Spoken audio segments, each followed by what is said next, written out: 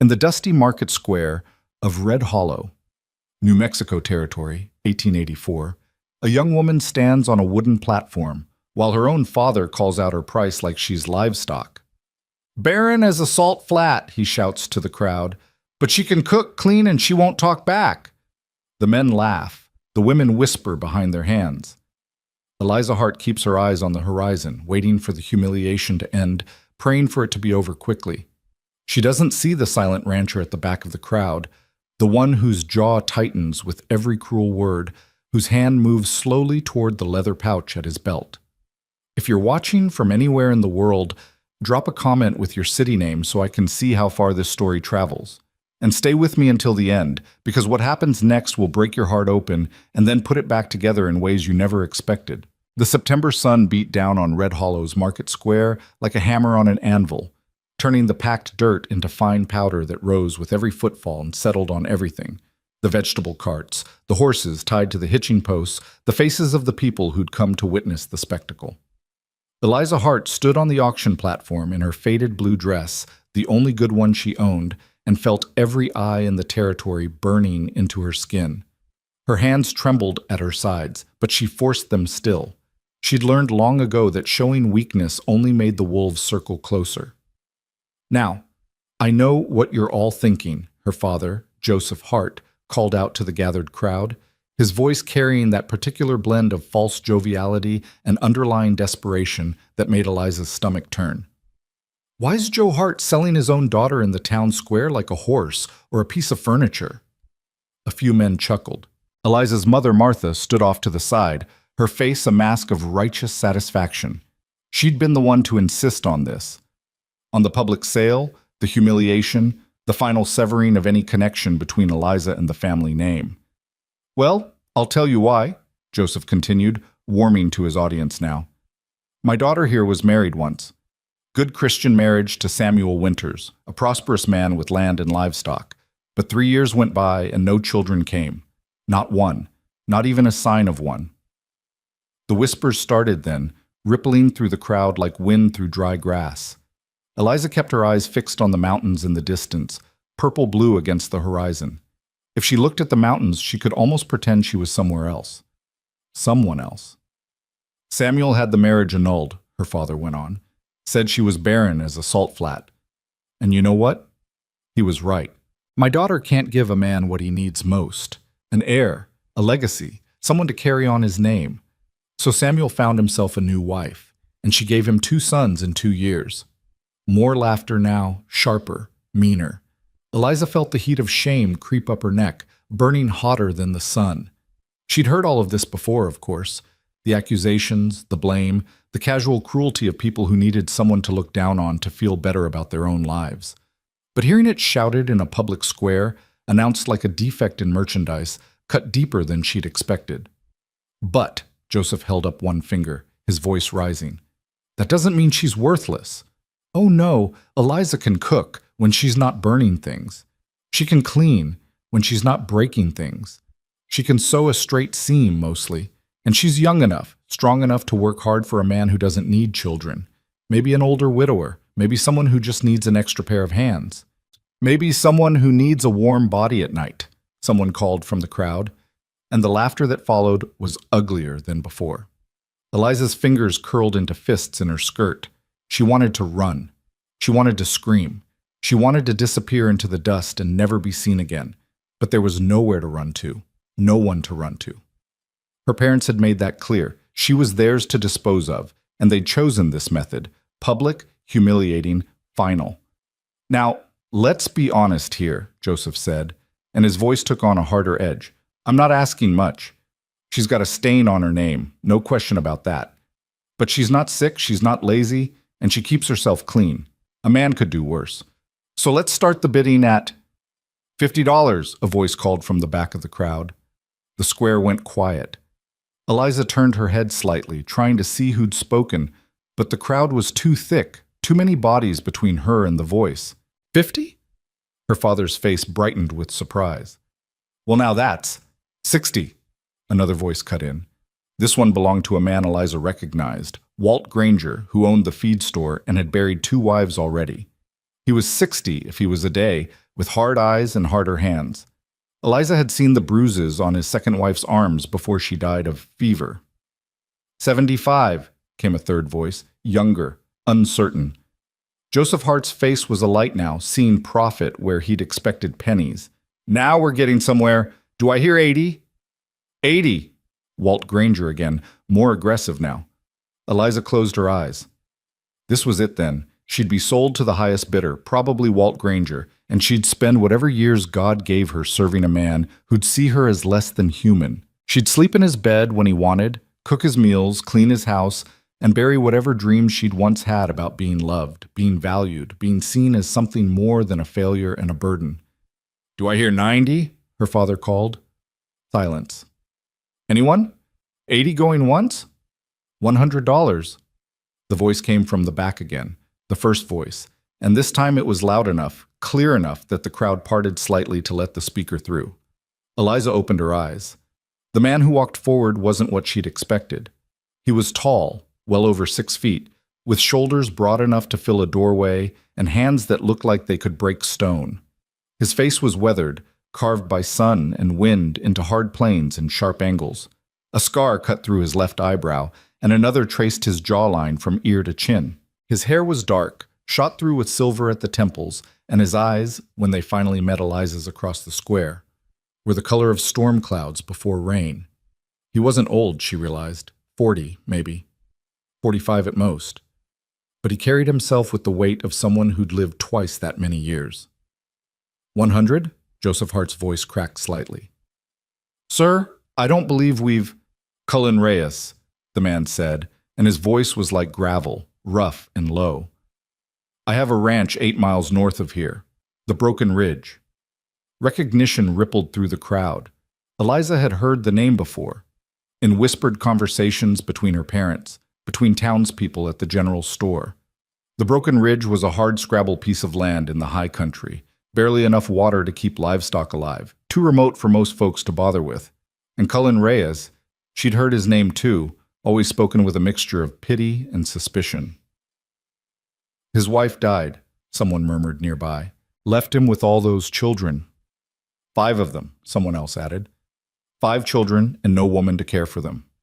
$100 is my offer, Cullen said, and he pulled a leather pouch from his belt and held it up. The coins inside clinked together with a sound that seemed unnaturally loud in the sudden quiet.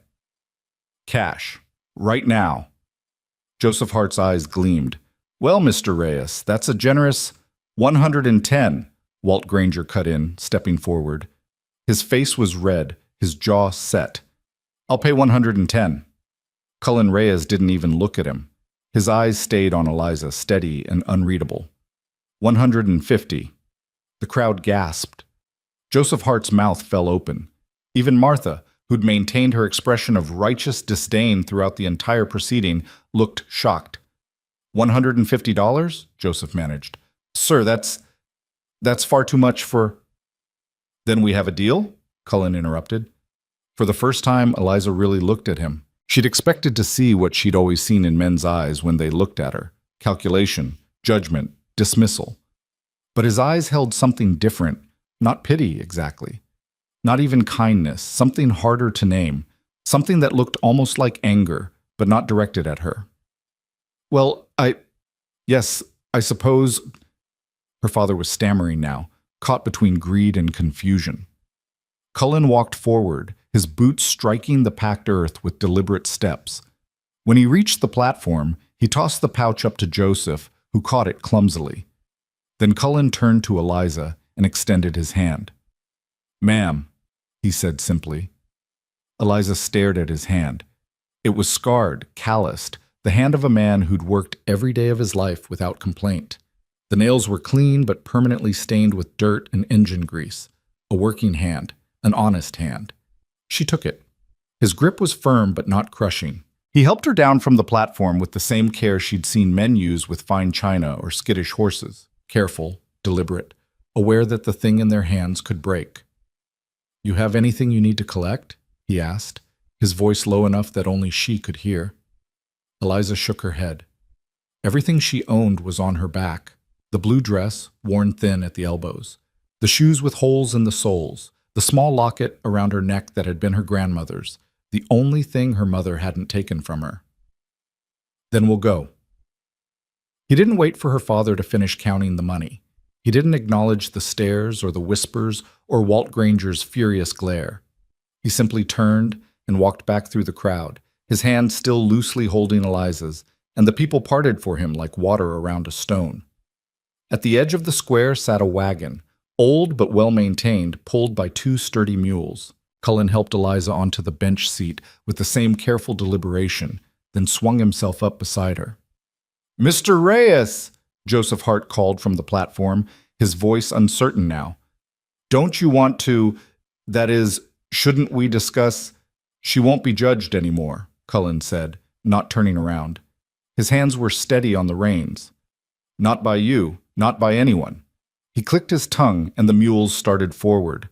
Eliza sat frozen on the bench, her hands clasped tightly in her lap. Behind them, Red Hollow began to recede. The market square, the platform, her parents, the life she'd known. Ahead of them stretched the road north, dusty and rutted, climbing gradually toward the mountains. They rode in silence for what felt like hours, but was probably only minutes. The sun beat down, relentless. The wagon wheels creaked. Somewhere in the distance, a hawk called.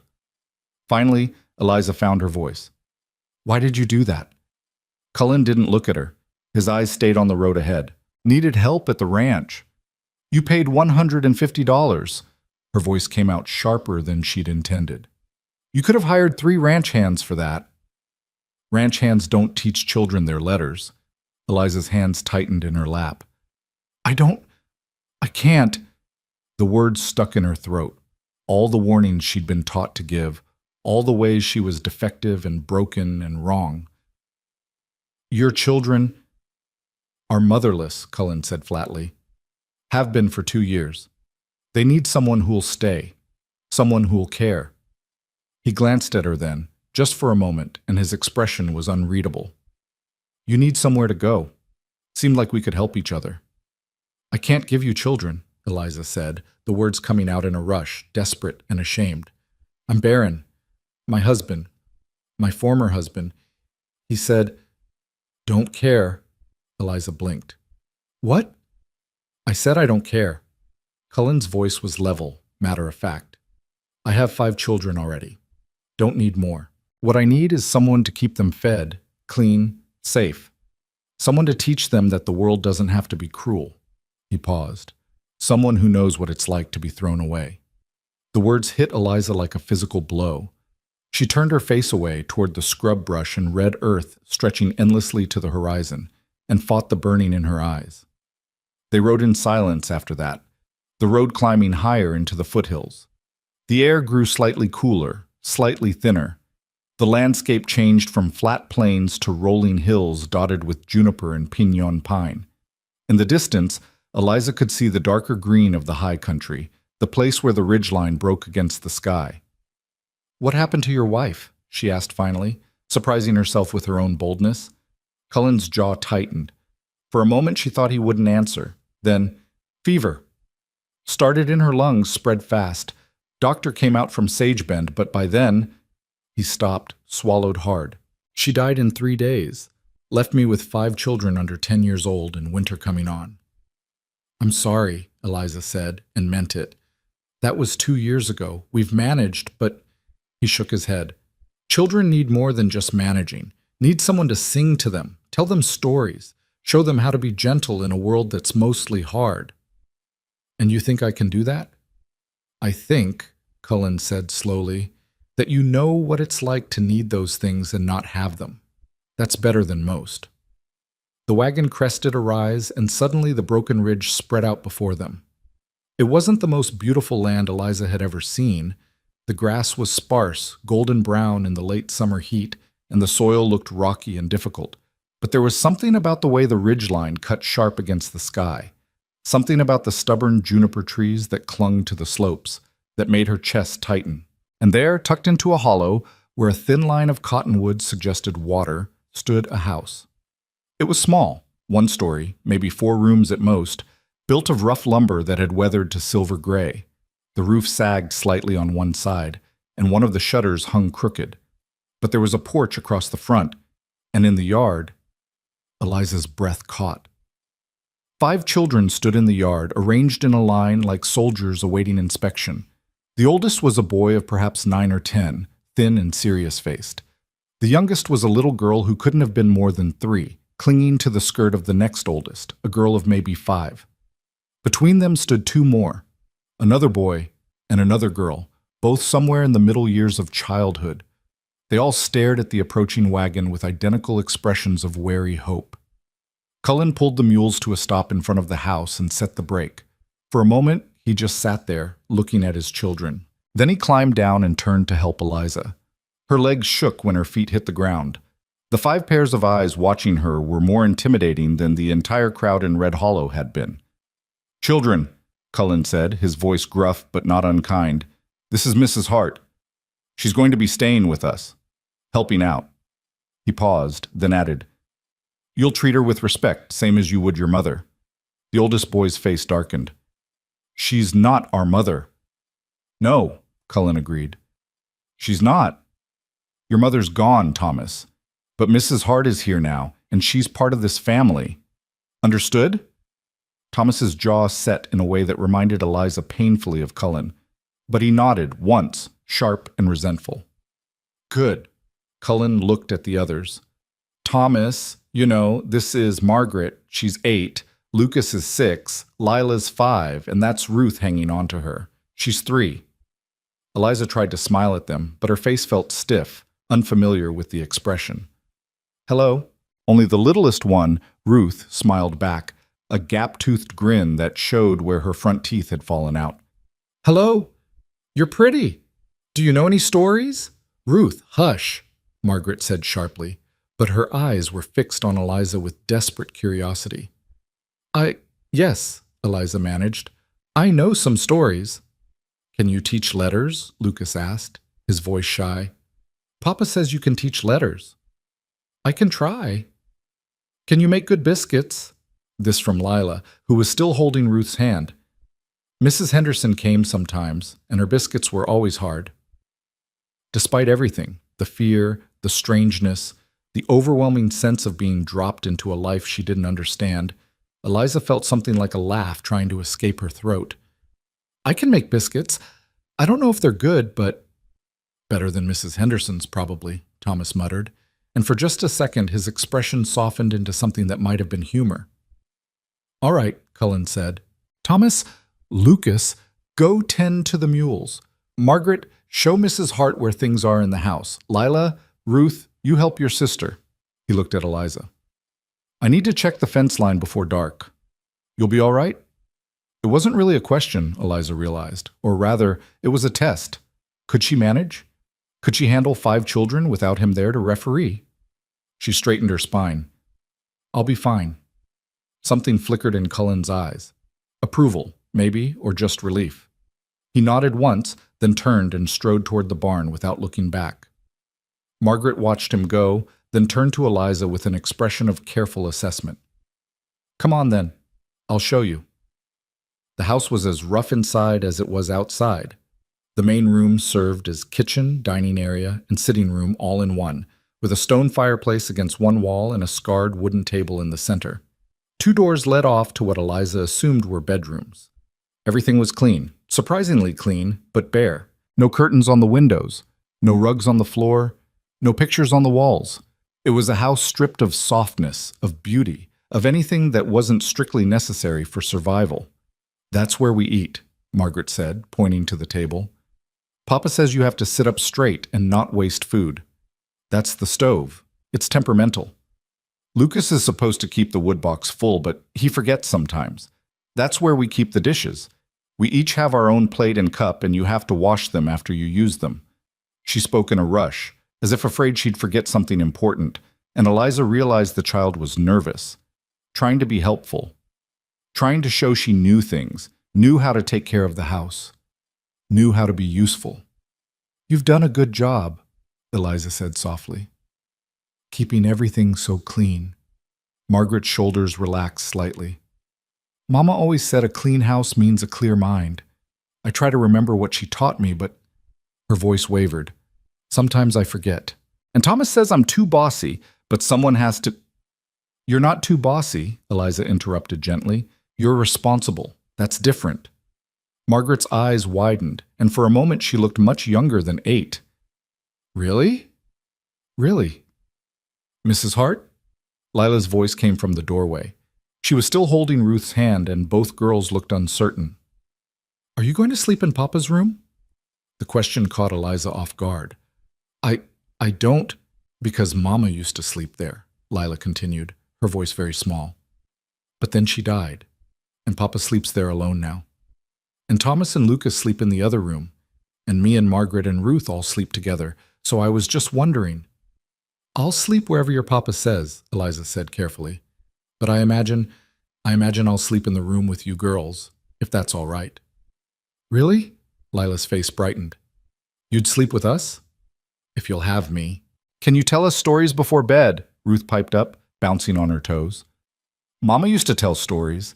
She knew lots of stories about princesses and magic beans and… Ruth, don't bother Mrs. Hart, Margaret said, but her voice lacked real force. She's not bothering me, Eliza said. And then before she could stop herself, I'd like to tell you stories, if you want. The 3 girls looked at each other, some unspoken communication passing between them. Then Lila nodded, solemn and decisive. We want. Something in Eliza's chest, something that had been clenched tight for so long she'd forgotten it was there, began to loosen. All right, she said. But first, let's see about making some supper. Your Papa will be hungry when he comes in, and so will your brothers. They worked together in the kitchen as the afternoon light shifted toward evening, Eliza trying to navigate the temperamental stove while Margaret directed her to where things were kept. Lila and Ruth peeling potatoes with more enthusiasm than skill. The boys came in from tending the mules, and Thomas showed her where the bacon was kept, where the eggs were, in a basket by the back door, where the sourdough starter lived in its earthenware crock.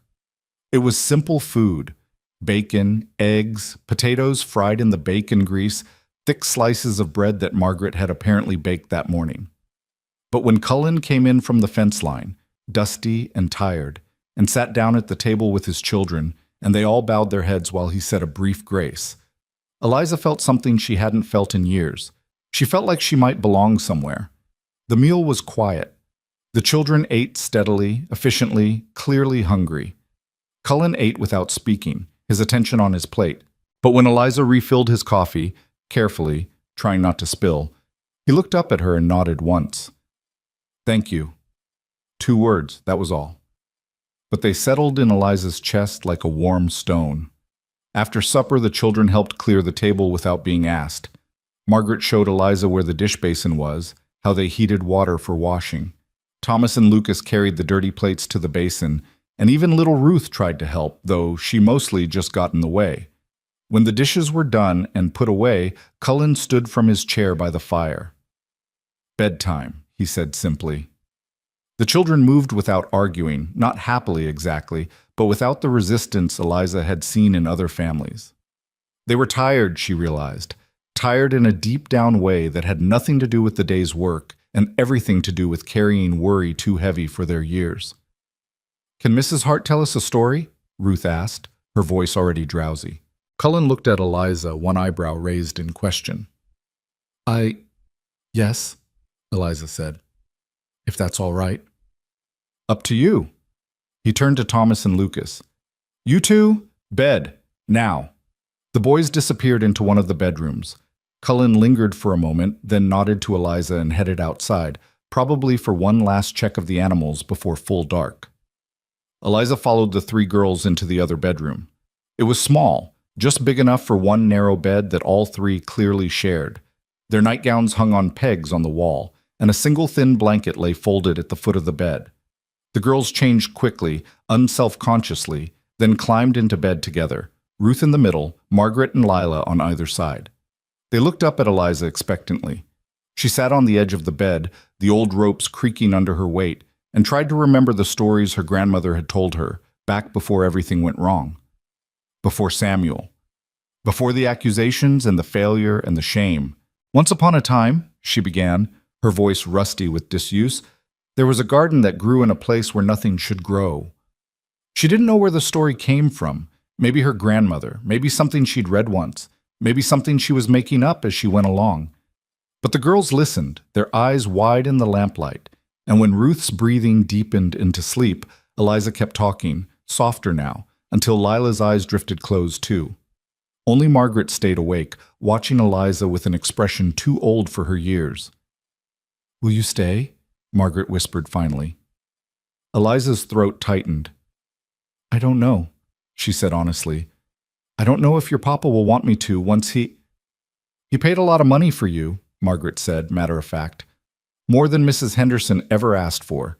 He wouldn't do that if he didn't want you to stay. People don't always keep the things they pay for." "Papa does." Margaret's voice was absolutely certain. "Papa never wastes anything, never throws anything away if it might be useful. And you're useful. You made good supper. You didn't yell when Ruth spilled water on the floor. You told us a story." She paused, then added very quietly, "I think you might stay." Eliza wanted to believe her, wanted to believe that this place, this family, might become something more than just another chapter in her long story of rejection and disappointment. But she'd learned the hard way not to trust hope. "We'll see," she said softly. "Now sleep. Tomorrow will come early." Margaret nodded and closed her eyes, and Eliza sat there a moment longer, watching the three girls breathe, watching the way they curled together for warmth and comfort. Ruth's hand was tangled in Lila's nightgown. Lila's head rested on Margaret's shoulder. They were their own small unit, their own defense against the world, and they were letting her into it. Eliza rose carefully and tiptoed out of the room, pulling the door closed behind her. The main room was lit only by the dying fire in the hearth. Cullen sat in a chair by the fireplace, his hands hanging loose between his knees, his head bowed. He looked up when she entered, and for a moment neither of them spoke. "They asleep?" he asked finally. "Yes." "Good." He stood, unfolding his long frame with the careful movements of a man who'd worked his body hard for too many years. "I'll show you where things are. Blankets, spare clothes if you need them. Tomorrow we'll—" "Why did you really buy me?" Eliza interrupted. Cullen stopped, looked at her. In the firelight, his face was all shadows and angles, impossible to read. "Told you, needed help. You could have hired help, you could have— You want the truth?" His voice was rough, almost angry.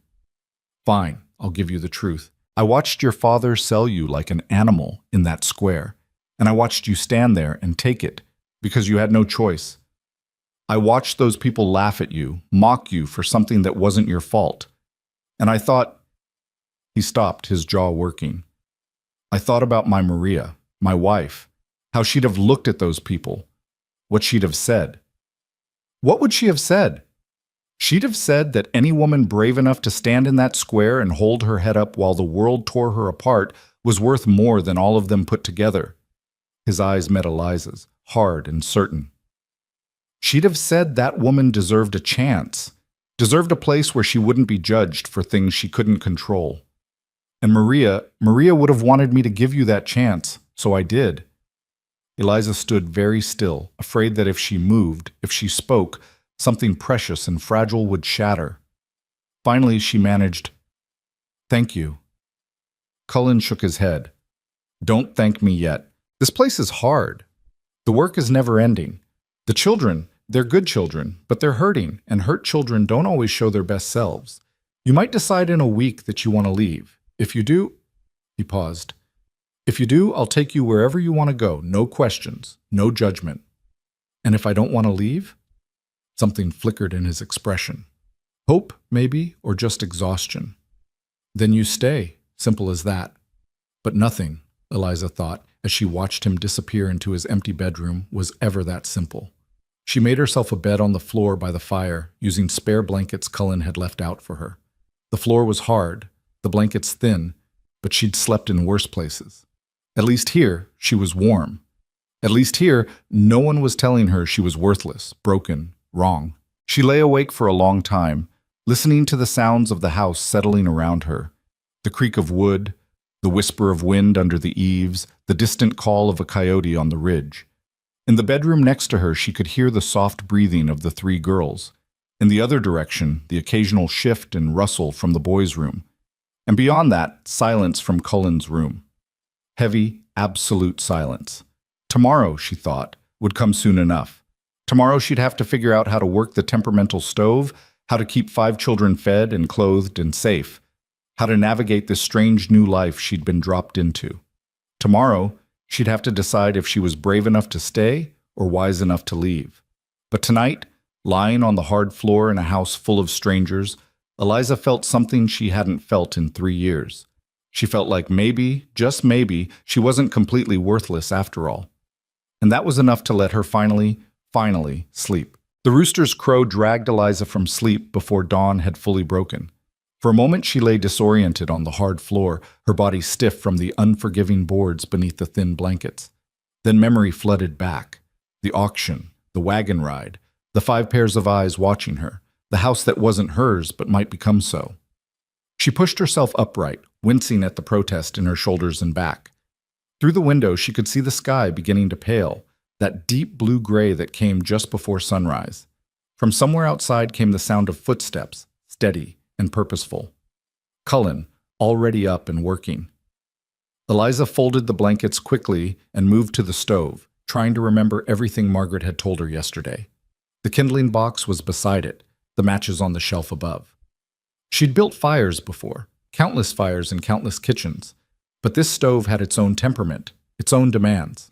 It took 3 tries before the fire caught properly, and by then she could hear stirring from the children's rooms.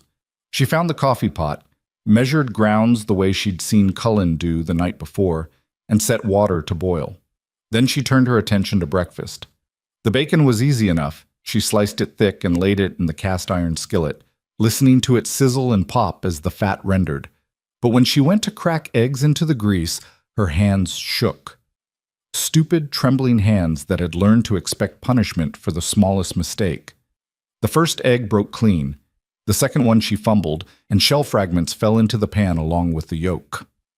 "Damn," she whispered, then froze. She'd cursed. In a house full of children, what kind of... My papa says worse than that when he hits his thumb with the hammer. Eliza spun around. Thomas stood in the doorway of the boys' room, already dressed in worn trousers and a shirt that was slightly too small for him.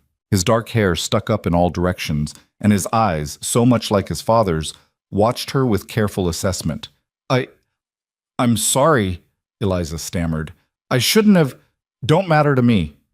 Thomas moved past her to the wash basin, splashing water on his face with the efficiency of someone who'd done it 1,000 times. "You get the shell out?" "What?" "The eggshell in the pan. You get it out, or are we eating crunchy eggs this morning?" There was no mockery in his voice, just curiosity. Eliza turned back to the stove and carefully fished out the shell fragments with a fork. "Got it. Good. Papa hates shell in his eggs." Thomas dried his face on a threadbare towel. "You want me to wake the others?" Yes, thank you." He nodded and disappeared into the girl's room. A moment later, Eliza heard his voice, gruff but not unkind. "Up. Mrs. Hart's making breakfast and you don't want it to get cold." The house came alive then with the sounds of children waking, rustling clothes, whispered arguments, Ruth's sleepy complaints about wanting 5 more minutes. Eliza focused on the stove, turning the bacon, watching the eggs cook through, trying to remember where Margaret had said the plates were kept. "Here." Margaret appeared at her elbow, already dressed, her hair braided with the kind of precision that suggested she'd been doing it herself for a long time. She pulled down 6 plates from the shelf and set them on the table with practiced efficiency. "Papa likes his coffee black. Thomas takes his with lots of milk if we have it. The little ones get milk, not coffee. Papa's strict about that." "All right." Eliza's voice came out steadier than she felt. "Thank you." Margaret hesitated, then lowered her voice. "You're doing fine. Better than Mrs. Henderson. She burned everything." The back door opened, bringing with it a gust of cool morning air, and Cullen, who'd clearly been out checking the animals. He stopped when he saw Eliza at the stove, something flickering across his face too quick to name. Then he moved to the wash basin, cleaned his hands, and took his seat at the head of the table without a word. The children arranged themselves in what was clearly their established order, Thomas to Cullen's right, Margaret to his left, then the younger ones filling in the spaces between. They waited, hands folded, until Cullen bowed his head. Lord, we thank you for this food and for the hands that prepared it. Watch over us this day. Amen. Amen, the children echoed. Eliza served the food, her hands steadier now, and took the empty seat at the far end of the table. The bacon was perhaps a bit too crispy, and one of the eggs had broken in the pan, but no one complained. They ate with the single-minded focus of people who never knew when the next meal might come, and Eliza found herself watching them. The way Thomas cut Ruth's bacon into small pieces without being asked, the way Margaret made sure Lila got enough, the way Lucas ate with his eyes down, as if afraid to draw attention to himself.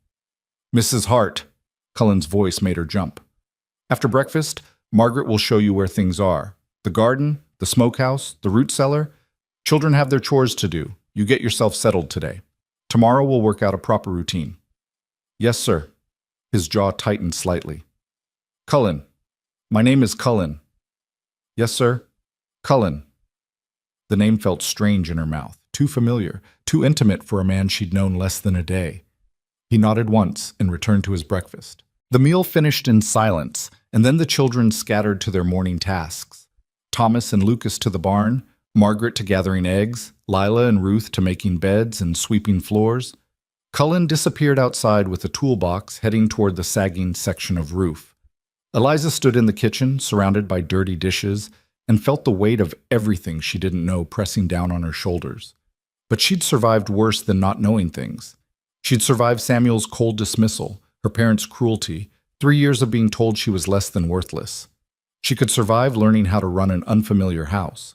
She heated water, washed the dishes, put them away where Margaret had shown her. Then she tied on her bonnet, her only one, battered and sun-faded, and stepped outside. The morning sun was fully up now, painting the ridgeline gold and casting long shadows across the yard. The house sat in its hollow, like something that had grown there naturally, part of the landscape rather than imposed upon it. Beyond the barn, Eliza could see fence lines stretching toward the horizon, and cattle moving slowly across the sparse grass. Mrs. Hart? Margaret appeared from around the side of the house, a basket of eggs balanced on her hip. Ready? For the next hour, Margaret led Eliza on a tour of the property, the smokehouse where they kept the bacon and any game Cullen managed to shoot, the root cellar dug into the hillside where potatoes and turnips and precious onions stayed cool through the summer, the chicken coop where a dozen hens scratched and muttered to themselves. There was a garden patch behind the house, but it looked discouraged, the soil hard-packed and reluctant. Mama used to grow tomatoes, Margaret said quietly, standing at the edge of the garden, and beans and squash. But after she died, Papa didn't have time, and I didn't know how, and Thomas said it was foolish to waste water on vegetables when we needed it for the cattle. Your mother liked gardening? She loved it. Margaret's voice went soft with memory. She said growing things was like prayer. You put something small in the earth and trusted God to make it bigger. She looked up at Eliza. Do you know anything about gardens? Eliza thought of her grandmother's garden, back when she was small, neat rows of lettuce and carrots, tomatoes growing fat on their vines, the smell of basil and mint in the hot sun. She'd helped sometimes, before her grandmother died, before everything changed. A little, she said. Maybe we could try. If your father agrees. Margaret's face brightened. Really? You'd want to? I'd like to try. And it was true, Eliza realized. The idea of putting her hands in soil, of growing something, made something in her chest loosen. They walked back toward the house, Margaret chattering now about what her mother had planted and when, what had grown well and what had struggled. As they rounded the corner of the barn, raised voices stopped them both. Told you to mind the fence line, not waste time on foolishness. Cullen's voice, sharper than Eliza had heard it, carrying from inside the barn. She and Margaret exchanged glances, and Margaret's face went tight with worry. It's not foolishness. The calf was stuck, and I had to... Thomas, defensive and angry. You had to follow orders. When I tell you to check the fence line, you check the fence line. We lose cattle through broken fence, and we lose money we can't afford to lose. I was trying to help. By disobeying, That's not help, Thomas. That's... Eliza found herself moving before she'd consciously decided to, stepping into the barn's dimness with Margaret trailing uncertain behind her. Cullen and Thomas stood facing each other in the center aisle, Cullen with his arms crossed, Thomas with his fists clenched, both of them radiating fury and hurt in equal measure. "I'm sorry," Eliza said quickly. "I didn't mean to interrupt, but this doesn't concern you." Thomas's voice cracked on the words, hovering somewhere between boy and man. "Thomas," Cullen's voice held warning. "It's true. She's been here one day and now she thinks she can..." "Enough." Cullen's voice dropped to something low and dangerous. "You don't speak to Mrs. Hart that way. Understood?" Thomas's face went red, then white. For a moment Eliza thought he might cry, or rage, or both. Instead he turned and stalked past her, his shoulder deliberately clipping hers as he went, and disappeared out into the bright morning. Silence fell in the barn, broken only by the shuffling of horses in their stalls and the distant clucking of chickens. "I'm sorry." Cullen's voice was tired now, the anger drained out of it. He's a good boy, but he's angry. Angry at the world for taking his mother, angry at me for not being able to fix it. "He's protecting you," Eliza said quietly. Cullen looked at her sharply. "What?" "He's angry at me because I'm a stranger in his mother's house, because he thinks I'm trying to replace her. He's protecting her memory, and he's protecting you from being hurt again." Eliza wrapped her arms around herself. "My husband, my former husband, he had a sister who acted the same way. After the marriage was annulled, she told me she'd hated me because she was afraid I'd take her brother away from her. Thomas is afraid I'll take you away from him." Cullen was quiet for a long moment, his jaw working. Finally, he said, "You're probably right. Doesn't excuse his rudeness." "No," Eliza agreed, "but it explains it." "Mrs. Hart?" Margaret's small voice came from the doorway. "Should I go find Thomas?" "No." Cullen straightened, his shoulders settling back into their usual square position. "Let him cool off. He'll come back when he's ready." He looked at Eliza. "You settling in all right?" "Yes. Margaret's been very helpful." "Good. I've got fence to mend. If you need anything, we'll manage," Eliza said with more confidence than she felt.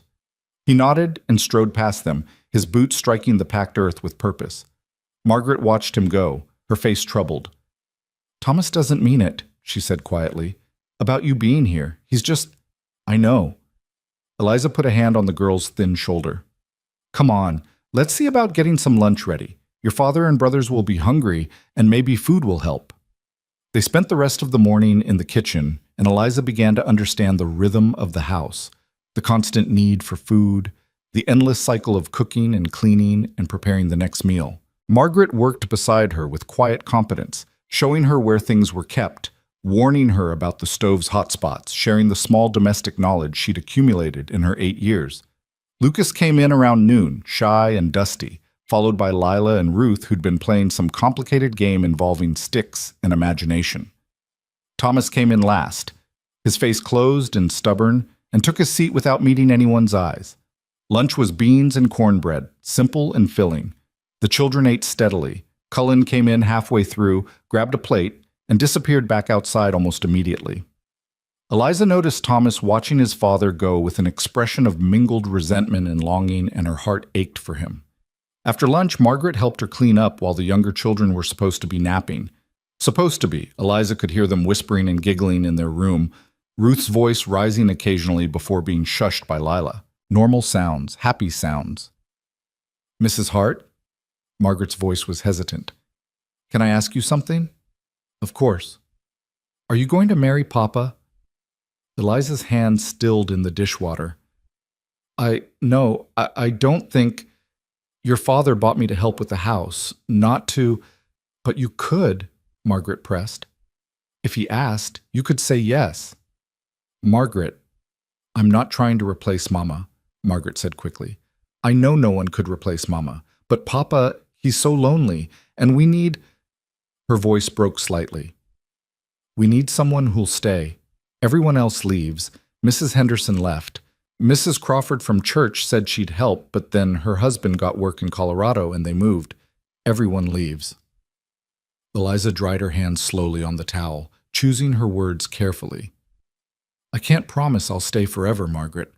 I don't know what your father wants, what he expects from me, but I can promise that I won't leave without talking to you first, without making sure you're all taken care of. All right? It wasn't the promise Margaret wanted. Eliza could see that in the disappointment that flickered across the girl's face. But she nodded anyway and went back to drying dishes with the same quiet competence she brought to everything.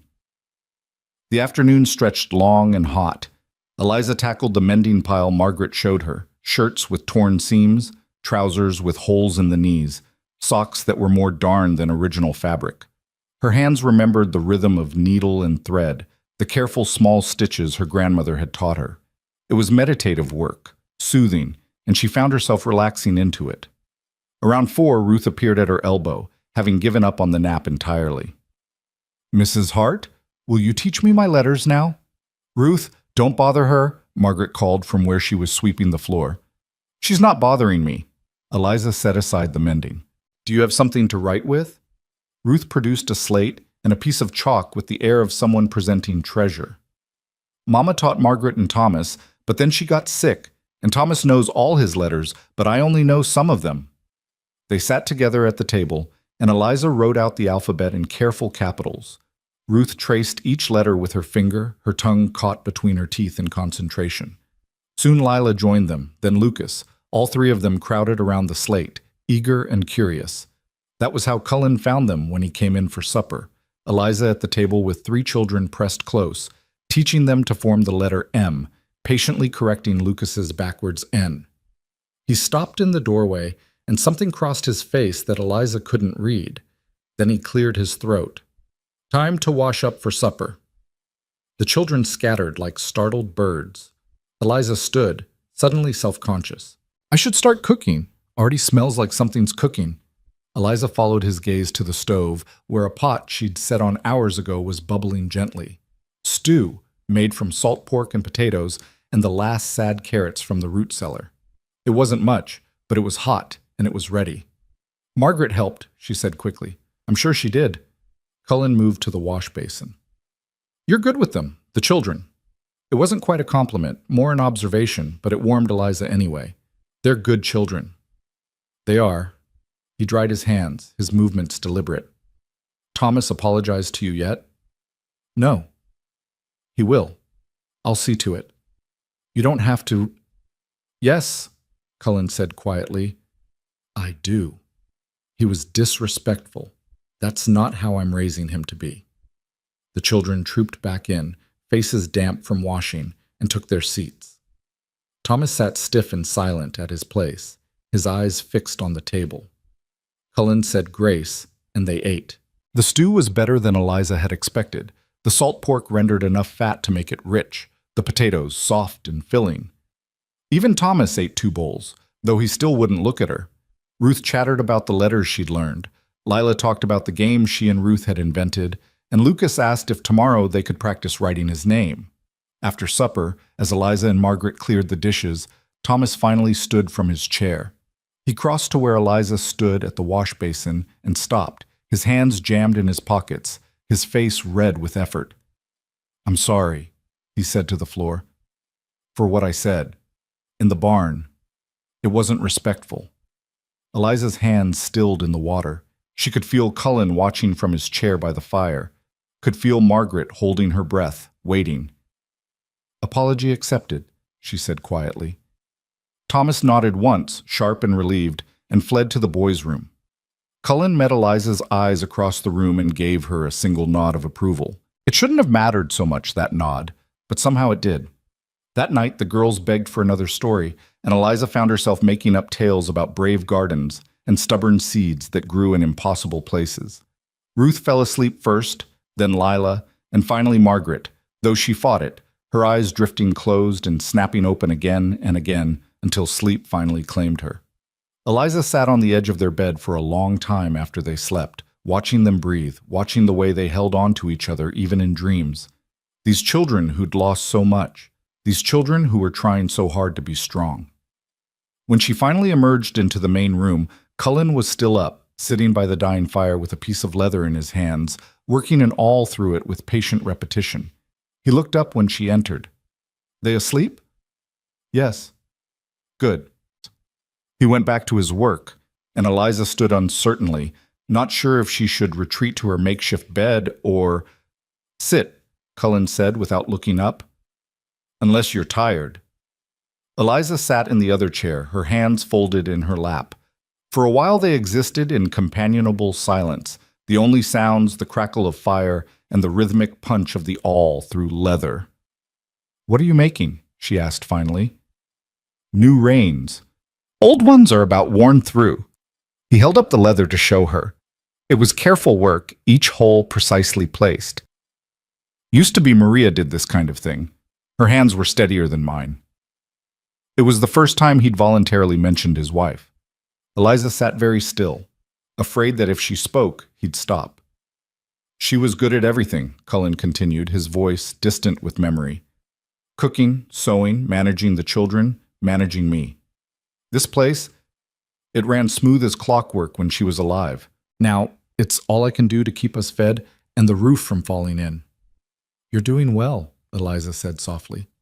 "The children are healthy, the house is clean, the animals are cared for." "The house is clean because Margaret works herself half to death trying to remember everything her mother taught her. The children are healthy because they're tough, not because I'm doing anything right, and the animals—" He shook his head. "Half the time I feel like I'm drowning, and all I can do is keep my head above water one more day." "That's still something, keeping your head above water. Not everyone can do that."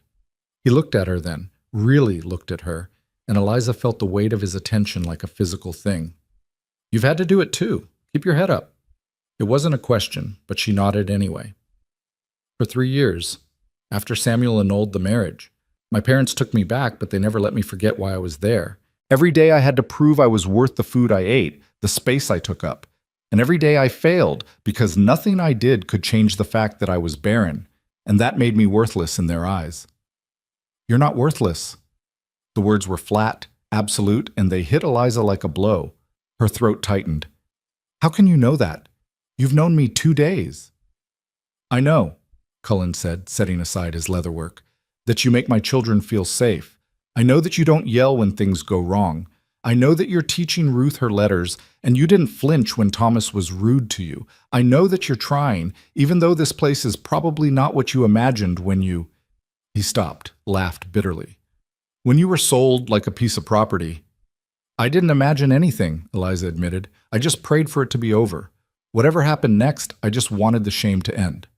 "Well," Cullen picked up his work again, "shame ends here. You're not barren. You're just not bearing children. That's different.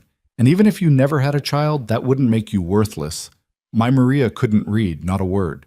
She signed her name with an X. But she was the smartest person I ever knew, and the kindest." His hand stilled on the leather. "You remind me of her, not in looks, not in manner, but in the way you don't give up, even when the world's telling you to." Eliza couldn't speak past the lump in her throat. She sat there, her hands clenched in her lap, and felt something inside her chest crack open, some hard, frozen place that hadn't thawed in 3 years. "Thank you," she whispered finally. Cullen just nodded and went back to punching holes in leather, and Eliza sat with him until the fire burned down to embers and sleep finally pulled her under. The days that followed fell into a rhythm. Wake before dawn, start the fire, make breakfast, clean up, prepare lunch, teach letters, mend clothes, make supper, tell stories, sleep. Over and over, each day bleeding into the next, and Eliza found herself settling into it like a hand into a worn glove. She learned the stove's temperament, learned which burner ran hot and which ran cool. She learned that Thomas liked his bacon crispy and Margaret preferred hers chewy, that Lucas would eat anything put in front of him without complaint, and that Ruth had to be coaxed to eat vegetables but would do anything for a piece of cornbread with honey. She learned that Lila was quiet but observant, that she saw everything and forgot nothing. She learned that Cullen took his coffee black and strong, that he ate quickly and efficiently, that he carried the weight of the world on his shoulders and never complained about it. And slowly, carefully, she began to feel like maybe she belonged there. It was a week after she'd arrived that everything changed. The evening started normally enough, supper eaten, dishes washed, children getting ready for bed. But as Eliza tucked the girls in and started their bedtime story, she noticed Lila's cheeks were flushed, her eyes too bright. "Sweetheart?" Eliza pressed her hand to Lila's forehead and felt her heart drop. The child was burning up. "Margaret, get your father, now." Cullen came quickly, took one look at Lila, and his face went gray. "No," he said hoarsely. "Not again, not—" "Get cold water," Eliza ordered, her voice sharper than she'd ever used with him. "And clean cloths. Margaret, get me the willow bark from the shelf. You know which one?" Margaret nodded, her face white with fear, and ran. The night that followed was the longest of Eliza's life. She bathed Lila in cool water, forced willow bark tea between the child's cracked lips, sang every song she'd ever known, and some she made up on the spot. Cullen sat rigid in the corner, his hands clenched on his knees, watching with the expression of a man watching his whole world about to end. "Talk to her," Eliza said at one point, when Lila's fever climbed higher and the child began to thrash and cry out. "Tell her you're here. Tell her she's safe." Cullen moved to the bed like a man in a dream. He took Lila's small hand in his large one and began to speak in Spanish, soft, rhythmic words that Eliza didn't understand but that seemed to calm the child. His voice cracked and broke, but he kept talking, kept holding Lila's hand, kept anchoring her to the world. Dawn came gray and cold. Lila's fever broke suddenly, sweat soaking through her nightgown, her breathing evening out into something that sounded like real sleep instead of the restless tossing of illness. Eliza slumped back in her chair, every muscle in her body trembling with exhaustion and relief. Cullen pressed his forehead against Lila's hand, his shoulders shaking with what might have been sobs or prayers, or both. "She's all right," Eliza whispered. "She's going to be all right." Cullen looked up at her, and the gratitude in his eyes was almost painful to witness. "You saved her." "We saved her, together." He stood slowly, crossed to where Eliza sat, and did something that shocked her into stillness. He took both her hands in his and squeezed them gently. "Thank you," he said hoarsely. "Thank you for not giving up, for knowing what to do, for being here." His hands were warm and rough and solid, and Eliza felt something shift inside her, something fundamental and irreversible. This man, this house, these children, they weren't just temporary shelter anymore. They were becoming something else, something that felt dangerously like home. "I'm glad I was here," she said softly, and meant it with everything in her. Cullen's hands released hers slowly, as if he was reluctant to break the contact, and Eliza found herself equally reluctant to pull away. The moment stretched between them, waited with something neither seemed ready to name, until Lila stirred in her sleep and made a small sound of distress. "I should stay with her," Eliza said, the spell breaking, "in case the fever comes back." "I'll stay too." Cullen settled back into the chair he'd occupied all night, his eyes never leaving his daughter's face. "You should rest. You've been up all night. So have you. I'm used to it." His voice was rough with exhaustion and something else, something that might have been the echo of other nights, other vigils, another woman who hadn't survived the fever. "Please, I need to know you're rested, in case—" He didn't finish, but Eliza understood. In case this happened again. In case another child fell ill. In case the world tried to take something else from him, and he needed her strong enough to fight it. "Wake me if anything changes," she said quietly, and left him there in the gray dawn light, watching over his daughter with the fierce protectiveness of a man who'd already lost too much. She slept fitfully for a few hours on her makeshift bed by the fire, and woke to find Margaret standing over her, her face pinched with worry. "Is Lila—" "She's fine. Still sleeping, but the fever's gone." Eliza pushed herself upright. "Your father's with her." Relief flooded Margaret's face, followed immediately by something that looked like guilt. "I should have noticed she was getting sick. Should have told Papa sooner. Should have—" "Margaret." Eliza caught the girl's hand, stopping the spiral of self-recrimination. "You can't see everything. You can't prevent everything. Sometimes people get sick and it's nobody's fault. But Mama got sick and we didn't notice until it was too late, and Papa says if we'd caught it sooner, if we'd—" Your papa was scared and hurting and looking for someone to blame, Eliza said gently. But it wasn't your fault then, and this isn't your fault now. Do you understand me? Margaret's eyes filled with tears she'd probably been holding back for 2 years. I try so hard, she whispered. I try to be good, to remember everything Mama taught me, to take care of everyone, but I'm only 8 and sometimes I forget things and I'm so tired. Oh, sweetheart. Eliza pulled the girl into her arms, felt the thin shoulders shake with sobs that had been locked away too long. You don't have to be perfect. You don't have to remember everything. You just have to be 8 years old and let the adults worry about the rest. But Papa needs help, and Thomas is always angry, and the little ones need so much, and now I'm here. Eliza held Margaret tighter. And you don't have to carry it all alone anymore, all right? You can just be Margaret. Just be a little girl who likes to keep things neat and wants to grow tomatoes like her mama did. You don't have to be the mama yourself. Margaret cried harder, her face pressed against Eliza's shoulder, and Eliza held her and rocked her and wished desperately that she could take away all the hurt this child had been carrying. Eventually the sobs quieted to hiccups, and Margaret pulled back, wiping her face with her sleeve. Don't tell Papa I cried. Why not? Because he has enough to worry about.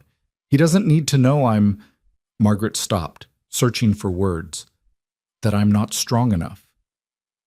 Crying doesn't mean you're not strong, Eliza said firmly. It means you're human. And your father, Margaret, your father would want to know if you're hurting. He loves you. I know. Margaret's voice was small. But loving me makes him worry, and he worries enough already. Eliza's heart broke a little more.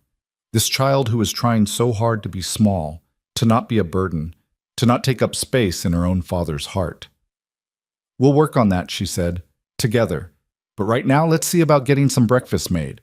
The others will be hungry, and your father probably hasn't eaten since yesterday. They worked together in the kitchen, the familiar routine steadying them both. Thomas and Lucas emerged from their room, both subdued and worried about their sister. Ruth appeared last, rubbing her eyes and asking in a sleepy voice if Lila was going to die like Mama did. No, Eliza said firmly, before anyone else could speak. Lila is going to be fine. She had a fever, and now it's gone, and she'll probably sleep most of today while her body gets strong again, but she's not going to die. Promise? Ruth's lower lip trembled. Eliza crouched down to the little girl's level, meeting her eyes directly. I promise. And when she wakes up, maybe you can draw her a picture to make her feel better. Would you like that? Ruth nodded, mollified, and went to find the precious piece of paper and pencil stub they kept for special occasions. They ate breakfast quietly, all of them glancing toward the closed door of the girls' room where Cullen still sat vigil. Finally, unable to stand it any longer, Eliza fixed a plate and carried it in. Cullen looked up when she entered, his face gray with exhaustion but peaceful. Lila slept on, her breathing even and natural, her face no longer flushed with fever. Thank you, he said, taking the plate. But I'm not... You're going to eat, Eliza interrupted gently. Because if you collapse from not taking care of yourself, who's going to take care of everyone else? A ghost of a smile touched his lips. You're bossy when you're worried. I'm practical when people are being foolish. She sat on the edge of Ruth's side of the bed. Eat. I'll sit with her. He ate slowly, mechanically, his eyes never leaving Lila for long. When he finished, he set the plate aside and rubbed his face with both hands. I thought I was going to lose her. When I saw that fever, all I could think about was Maria, how fast it took her, how helpless I was. But you weren't helpless this time. You got help. You stayed with her. You fought for her. You fought for her, Cullen corrected.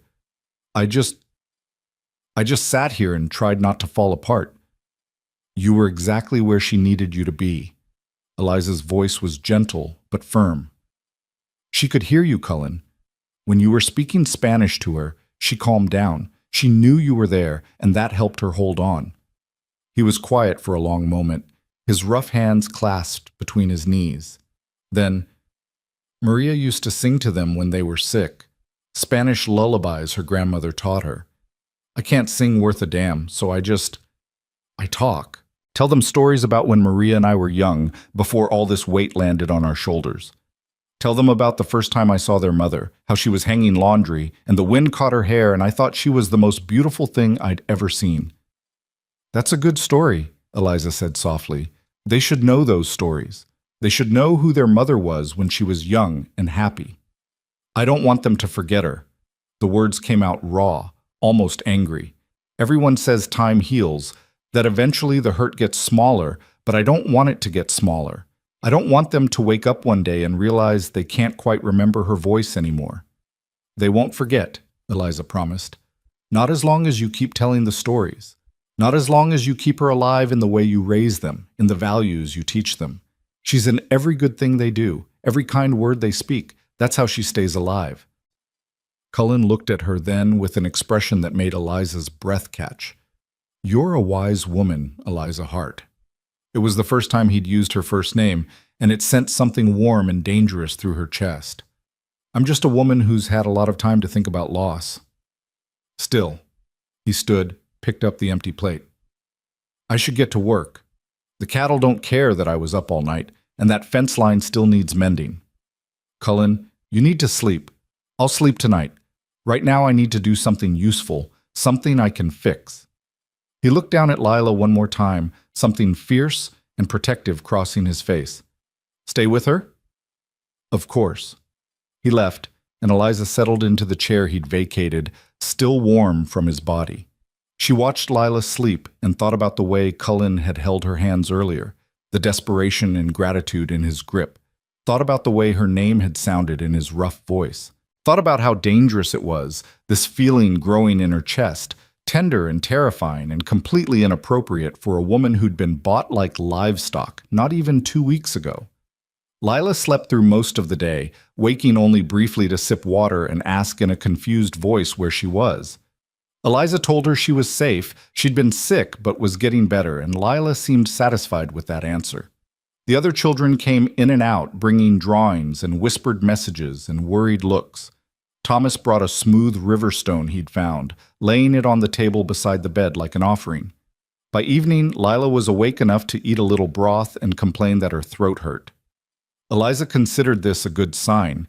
Complaining meant healing.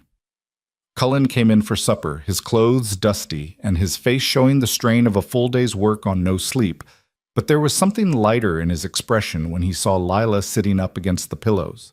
Hey there, little bird, he said softly, sitting on the edge of the bed. Gave us quite a scare. I'm sorry, Papa. Lila's voice was hoarse. I didn't mean to get sick. I know you didn't. Not your fault. He brushed her hair back from her forehead with a gentleness that made Eliza's throat tight. You just rest now. Get strong again. Will Mrs. Hart tell us a story tonight?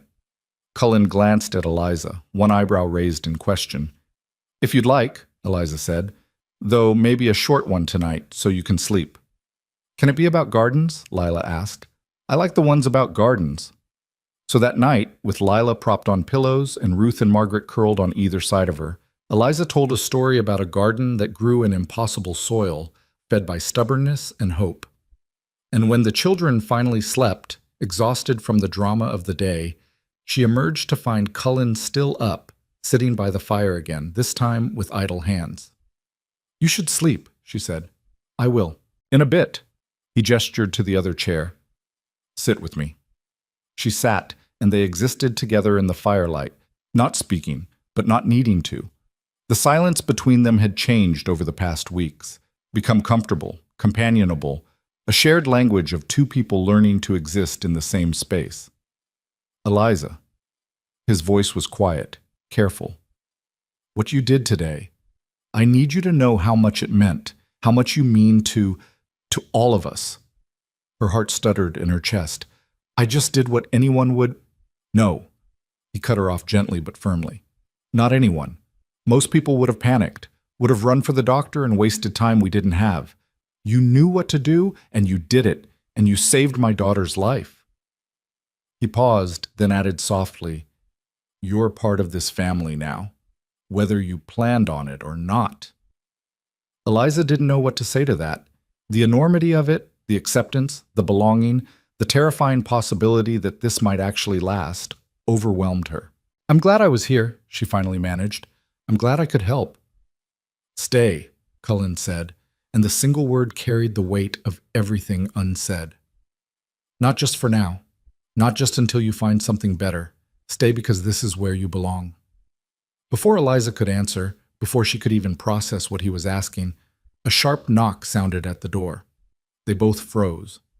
It was full dark, well past the hour when anyone respectable would come calling.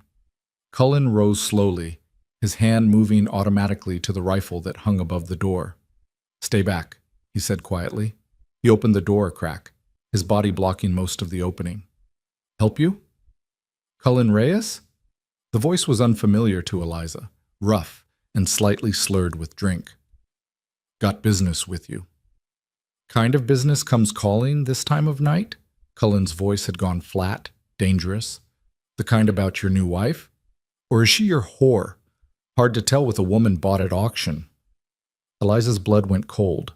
She recognized that voice now, Walt Granger, the man who'd bid against Cullen in the market square. "Get off my property." Cullen's voice was lethal quiet. "Now, don't be hasty." Granger's words ran together slightly.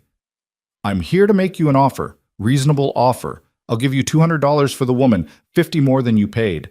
That's good profit for less than a month's work." Eliza felt the room tilt around her. Of course. Of course this was what she was. Property to be bought and sold, traded and bargained over.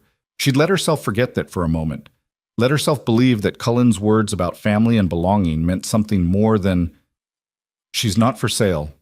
Cullen's voice cut through her spiraling thoughts. "Everything's for sale at the right price. $250. That's my final offer." And I said no. There was movement in the doorway, Cullen's shoulders shifting. "Now you can leave walking, or I can help you leave another way. Your choice." "You're being unreasonable, Reyes. Woman can't even give you children. What good is she? Just a mouth to feed, taking up space that could..." Eliza didn't see Cullen move. One moment he was in the doorway, the next there was a solid thud of flesh hitting flesh, and Granger's voice cut off with a grunt of pain. Cullen's voice came low and vicious. "You ever talk about her that way again, you'll be eating through a straw for a month. Understand me?" "Christ, Reyes, there's no call for a... Understand me?" A pause, then a sullen, "Yeah, I understand." "Good. Now get the hell off my land before I forget I'm a Christian man." Footsteps stumbled away into the darkness, followed by the sound of a horse being mounted and ridden off with more speed than grace. Cullen stood in the doorway for a long moment, his breathing harsh, before closing and barring the door. When he turned, there was blood on his knuckles. "Let me see your hand," Eliza said, finding her voice. "It's fine. It's bleeding. Let me see it." He crossed to her slowly, and she took his hand gently, examining the split skin across his knuckles. It wasn't deep, but it would need cleaning. She fetched water and clean cloth, and tended to his hand while he stood silent and rigid, his jaw clenched so tight she could see the muscle jumping. "I'm sorry," he said finally, "that you had to hear that." "It's nothing I haven't heard before." Her voice came out steadier than she felt. "Samuel's family used to say worse, right to my face. They were wrong. He's wrong." Cullen's free hand came up to grip her shoulder, making her look at him. "You're not worthless. You're not just a mouth to feed. You're..." He stopped, seemed to be wrestling with words. "You're the first person in 2 years who's made this house feel like a home again. You're the reason my children smile. You're the reason Lila's still breathing. And if Walt Granger or anyone else thinks I'd trade that for any amount of money, they can go straight to hell." Eliza stared at him, her throat too tight for words.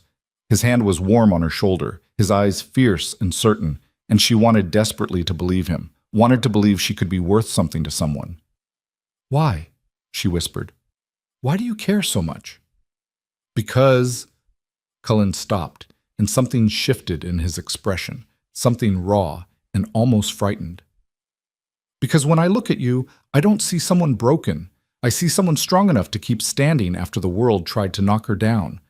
I see someone gentle with my children when she could have been bitter. I see someone who fights for people who aren't even hers to fight for." His thumb brushed her collarbone almost unconsciously. "I see someone I don't want to lose." The words hung between them, trembling with possibility and danger. Eliza could feel her heart hammering against her ribs, could feel the warmth of his hand through her dress, could feel everything she'd carefully locked away threatening to break free. Cullen, I know. He pulled his hand back, stepped away, put safe distance between them. I know it's too soon. I know I have no right to. You've been here barely 2 weeks. You barely know us. But I needed you to know that you're not property here. You're not something I bought. He rubbed his face with his uninjured hand. You're just Eliza, and that's enough. More than enough. She wanted to tell him that she felt it too, this thing growing between them. Wanted to tell him that when he'd held her hands this morning, she'd felt safer than she'd felt in years. Wanted to tell him that his children had already claimed pieces of her heart she'd thought were dead forever. But the words stuck in her throat, tangled up with fear and old wounds and the certainty that anything this good couldn't possibly last. Thank you, she said instead, for defending me, for not. Don't thank me for basic decency. His voice was gruff. You deserve that and more. They stood there in the firelight, the air between them charged with everything unsaid, until finally Cullen cleared his throat. I should sleep. Long day tomorrow. Yes, of course.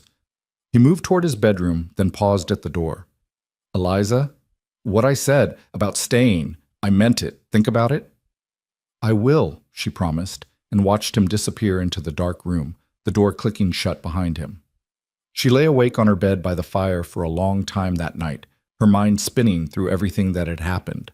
Lila's fever, Cullen's hands on hers, his fierce defense against Granger, the raw emotion in his voice when he'd asked her to stay. She thought about the children sleeping in the next room, about the way they'd started calling her Mrs. Hart instead of ma'am, about the way Thomas had stopped glaring at her and started asking her opinion on things. She thought about the garden patch behind the house, waiting for someone to bring it back to life. She thought about belonging. Somewhere in the deepest part of night, she made her decision. But she kept it to herself, holding it close like a secret, waiting for the right moment to speak it aloud. The next 2 weeks passed in a blur of ordinary days that felt anything but ordinary to Eliza. Lila recovered fully, bouncing back with the resilience of childhood, and the house settled into its rhythm again. But something had shifted, something fundamental in the way Cullen looked at her, in the way his hand would brush hers when they passed in the narrow kitchen, in the way he sought her opinion on matters large and small. And then came the day he announced they needed supplies from town. Sage Bend's a fair ride, he said over breakfast. I'll take the wagon, be back by evening. Thomas, you're in charge while I'm gone. I could come with you, Eliza offered, before she could think better of it. Cullen looked up sharply. You sure? Sage Bend's bigger than Red Hollow. More people. More. He didn't finish, but she understood. More chance of running into people who knew her story. More chance of humiliation. I'm sure, she said firmly. We need fabric for the children. Ruth's growing out of her dresses, and Lucas needs new shirts. I should pick it out myself. He studied her for a moment, then nodded. All right. We leave in an hour. The ride to Sage Bend took most of the morning, the wagon rattling over rutted roads while the sun climbed higher. They talked little, but it was a comfortable silence, and Eliza found herself watching the landscape change. The high desert giving way to slightly greener country, the distant mountains purple against the blue sky. Sage Bend was indeed bigger than Red Hollow, with a proper main street lined with shops and a hotel and even a small church with a white steeple. People moved along the wooden sidewalks, going about their business, and Eliza felt her shoulders tense automatically, waiting for the stares and whispers. But nobody knew her here. Nobody cared. Cullen helped her down from the wagon in front of the general store, his hand steadying her elbow. I need to see about some hardware. Meet you back here in an hour? That should be enough time. She watched him stride away toward the feed store, his long legs eating up the distance, then turned and pushed open the door to the general store. A bell jangled overhead, cheerful and bright. The store was dim after the bright sunlight outside, filled with the mingled smells of coffee and leather and the sharp tang of pickle brine. Behind the counter stood a woman of middle years, her graying hair pulled back in a neat bun, her smile welcoming. Help you, miss? I need fabric, Eliza said, for children's clothes, and thread, and needles if you have them. Sure do. Right this way? Eliza lost herself in the simple pleasure of choosing. This blue calico for Ruth, this sturdy brown cotton for Lucas's shirts, this cream muslin that would make a nice dress for Margaret. She was examining a bolt of green gingham when a voice behind her made her freeze. Well, well, if it isn't the Barren bride. She turned slowly. 3 women stood behind her, dressed in their town clothes, their faces arranged in identical expressions of vicious curiosity. The one who'd spoken was younger than the other 2, with a sharp face and shrewd eyes. I heard Cullen Reyes bought himself a wife at auction over in Red Hollow, the woman continued, her voice carrying through the store. Didn't believe it at first. Seemed too desperate even for him. But here you are, shopping like a respectable woman instead of the charity case you really are. Eliza's hands tightened on the fabric. She could feel every eye in the store turning toward them, could feel the familiar burn of shame creeping up her neck. Excuse me, she said quietly, trying to step past them. Oh, don't rush off. The woman moved to block her. We're all just curious. What's it like being bought like a horse? Does he keep you in the barn with the other animals? The other women tittered. Eliza felt her breath coming short, felt the old panic rising. This was Red Hollow all over again, the mockery and cruelty, and she was trapped. That's enough, Judith Winters. The voice came from the doorway, cold and sharp as a knife. Eliza's head snapped up. Cullen stood framed in the doorway, his face carved from stone, his eyes promising violence. He crossed the store in 4 long strides and positioned himself between Eliza and the 3 women, his broad shoulders blocking their view of her entirely. Your brother Samuel annulled his marriage to Mrs. Hart because he wanted an heir, Cullen said, his voice low and dangerous. But you and I both know the real reason he couldn't have children had nothing to do with her and everything to do with him. Don't we, Judith? The woman's face went white, then red. How dare you? The whole county knows Samuel visits Dr. Pierce once a month for his treatments, Cullen continued relentlessly. Knows he was injured as a boy and can't father children, but it was easier to blame his wife than admit the truth, wasn't it? Easier to let her take the shame for his failure. Eliza stared at Cullen's back, her mind reeling. Samuel had always been, that's slander! Judith's voice shook. I'll have you arrested for... Try it. Cullen's voice could have cut glass. And I'll make sure everyone from here to Albuquerque knows exactly why your brother needed 2 wives to get what he wanted, and still failed. Now get out of this store before I forget I don't hit women. The 3 women fled, their skirts rustling with indignation and fear. Silence fell in the store, broken only by the ticking of the clock on the wall. Slowly, Cullen turned to face Eliza. His face had softened slightly, though his eyes still held that protective fury. You all right? She couldn't speak. Couldn't process what had just happened. 3 years she'd carried the blame, the shame, the certainty that her body was broken and wrong. 3 years of believing she was barren, worthless, defective, and it had been a lie. Samuel's lie. A lie he'd let her believe, let her suffer for, rather than admit his own inadequacy. Eliza. Cullen's hand came up to her face, his calloused palm cradling her cheek with heartbreaking gentleness. Breathe. Just breathe. I didn't know, she whispered. All this time I didn't... He let me think. I know. I'm sorry. His thumb brushed away a tear she hadn't realized was falling. I should have told you sooner, but I didn't know how. Didn't know if you'd believe me. How long have you known? Since before I bought you. His jaw tightened. I asked around after your father started announcing the auction. Wanted to know who you were, what your story was. Doc Pierce drinks at the saloon sometimes, talks too much when he does. The whole story came out, how Samuel had been coming to him for years, trying to fix what couldn't be fixed. How he annulled the marriage rather than admit the truth. You knew, Eliza said slowly, and you paid all that money, knowing I wasn't actually... Knowing you'd been blamed for something that wasn't your fault, Cullen corrected gently. Knowing you'd spent years being punished for a lie. Yeah, I knew. And I wanted to give you a place where the truth mattered more than people's cruel assumptions. Eliza looked up at him, this man who'd paid a fortune for her, who'd defended her twice now against people who wanted to tear her down, who'd known her deepest shame was built on lies and never said a word until she needed to hear it. This man who saw her not as barren or broken, but simply as Eliza, and found that enough. "Thank you," she whispered. "Don't thank me yet." A ghost of a smile touched his lips. "Judith Winters is going to make trouble. Her family's got influence in Sagebend. This might—" He stopped, shook his head. "This might make things harder for you." "I don't care." And she found to her surprise that it was true. "I don't care what they say anymore. I know the truth now. That's what matters." Something blazed in Cullen's eyes, pride maybe, or something deeper and more dangerous. His hand was still on her face, and she could feel the warmth of it, the careful strength that held her like she was something precious.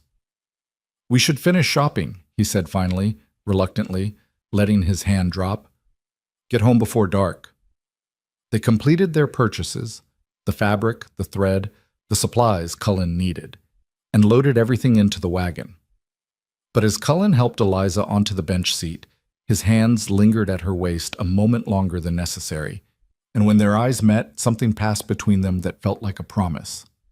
The ride home was quieter than the ride in, both of them lost in their own thoughts. But when they were still a mile from the house, Eliza finally found the words she'd been holding close since the night of Lila's fever. "I want to stay." Cullen's hands tightened on the reins. "What?" "You asked me to stay, to make this permanent. I want to." She turned to face him, needing him to see the certainty in her eyes. "I want to stay with you and the children. I want to try to grow that garden. I want to teach Ruth her letters and listen to Margaret's worries and help Thomas learn he doesn't have to carry everything alone. I want—" Her voice caught. "I want to belong somewhere. And I think maybe I could belong here, if you'll have me." The wagon rolled to a stop.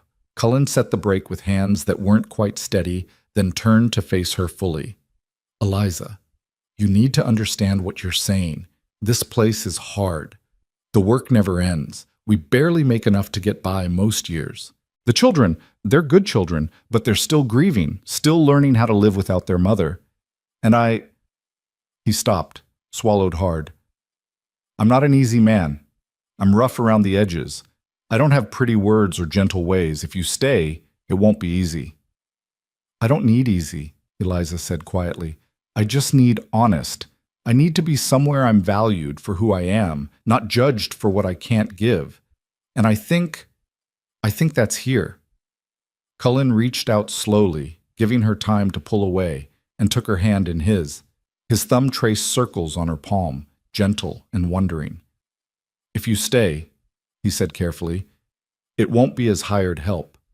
It'll be as part of this family, as their—" He struggled with the words. "Not trying to replace Maria, never trying to replace her, but as someone who helps me raise them, someone who has a say in decisions, someone who matters." "I understand. Do you?" His gray eyes searched hers. "Because I need you to know I'm not asking you to be my wife. Not yet. Not until we've had time to figure out what this is between us. But I am asking you to stay, to commit to being here, being part of us.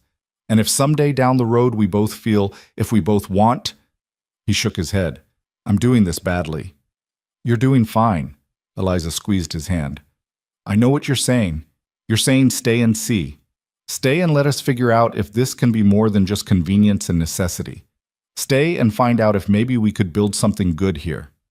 "Yes." Relief flooded his face. "Exactly that." "Then I'm staying." She smiled, small but real. "And we'll figure out the rest as we go." Cullen looked at her for a long moment, something fierce and tender warring in his expression. Then he lifted her hand to his lips and pressed a kiss to her knuckles, chaste but full of promise. "Welcome home, Eliza." The word settled into her chest like a warm stone, solid and certain. Home. After 3 years of being unwanted, unwelcome, a burden to be disposed of, she finally had a home.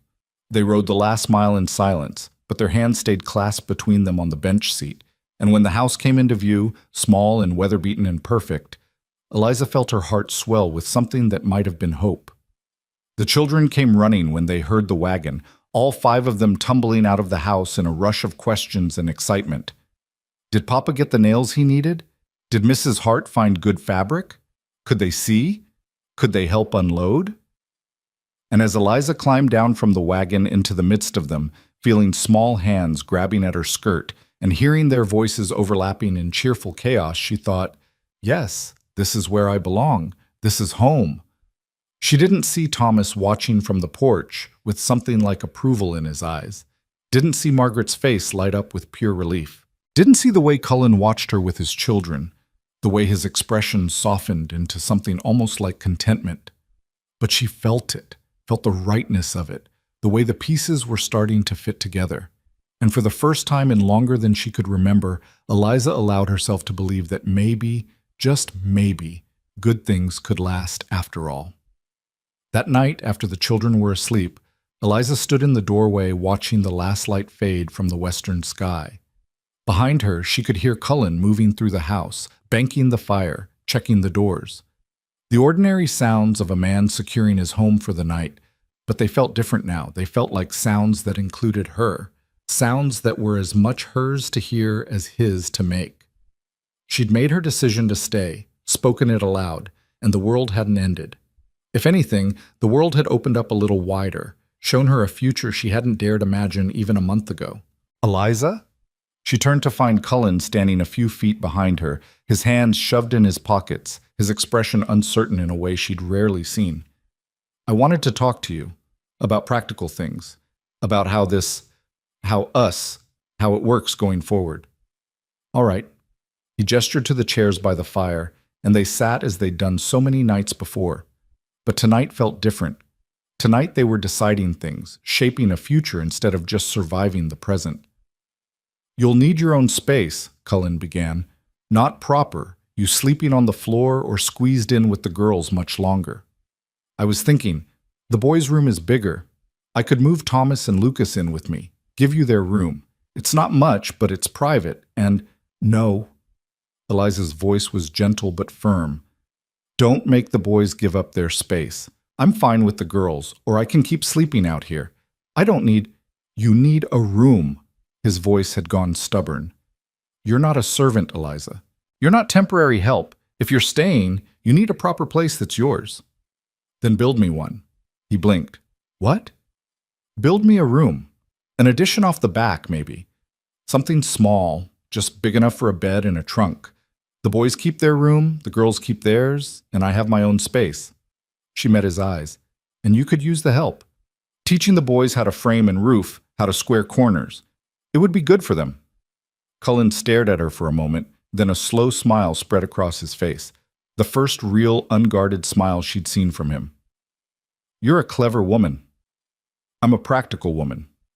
There's a difference. Still clever. He leaned back in his chair, his mind clearly already working through the logistics. We could do it before winter. Get it closed in and weathertight, at least. Finish the inside work when the weather turns bad and we're stuck inside anyway. He paused. You'd really be all right with that? Helping build it yourself? I'd prefer it, Eliza said honestly. I want to know how it's made, how to fix it if something breaks. I don't want to be helpless. You're not helpless. His voice was quiet but certain. But I understand wanting to be able to fix your own problems. Maria was like that too. Insisted I teach her how to shoe a horse, how to mend tack, how to load and fire the rifle. Said if something happened to me, she needed to be able to take care of herself and the children. It was the most he'd spoken about his wife in one stretch, and Eliza held very still, afraid that if she moved, he'd stop. She was tougher than she looked, Cullen continued, his eyes distant with memory. Small woman, barely came up to my shoulder, but she could outwork men twice her size. When we first came here, this place was nothing, just open land and hope. She worked right alongside me, clearing rocks, digging post holes, carrying water from the creek. Never complained, not once. You must miss her terribly. Every day. He rubbed his face with both hands. But it's different now than it was. The first year after she died, I was drowning, barely keeping my head above water. Everything reminded me of her and everything hurt. But then you came, and he stopped, struggling with words. It still hurts. I still miss her. But it's not the only thing I feel anymore. There's room for other things now. Room for... He gestured helplessly between them. For whatever this is. I'm not trying to replace her, Eliza said softly. I couldn't even if I wanted to.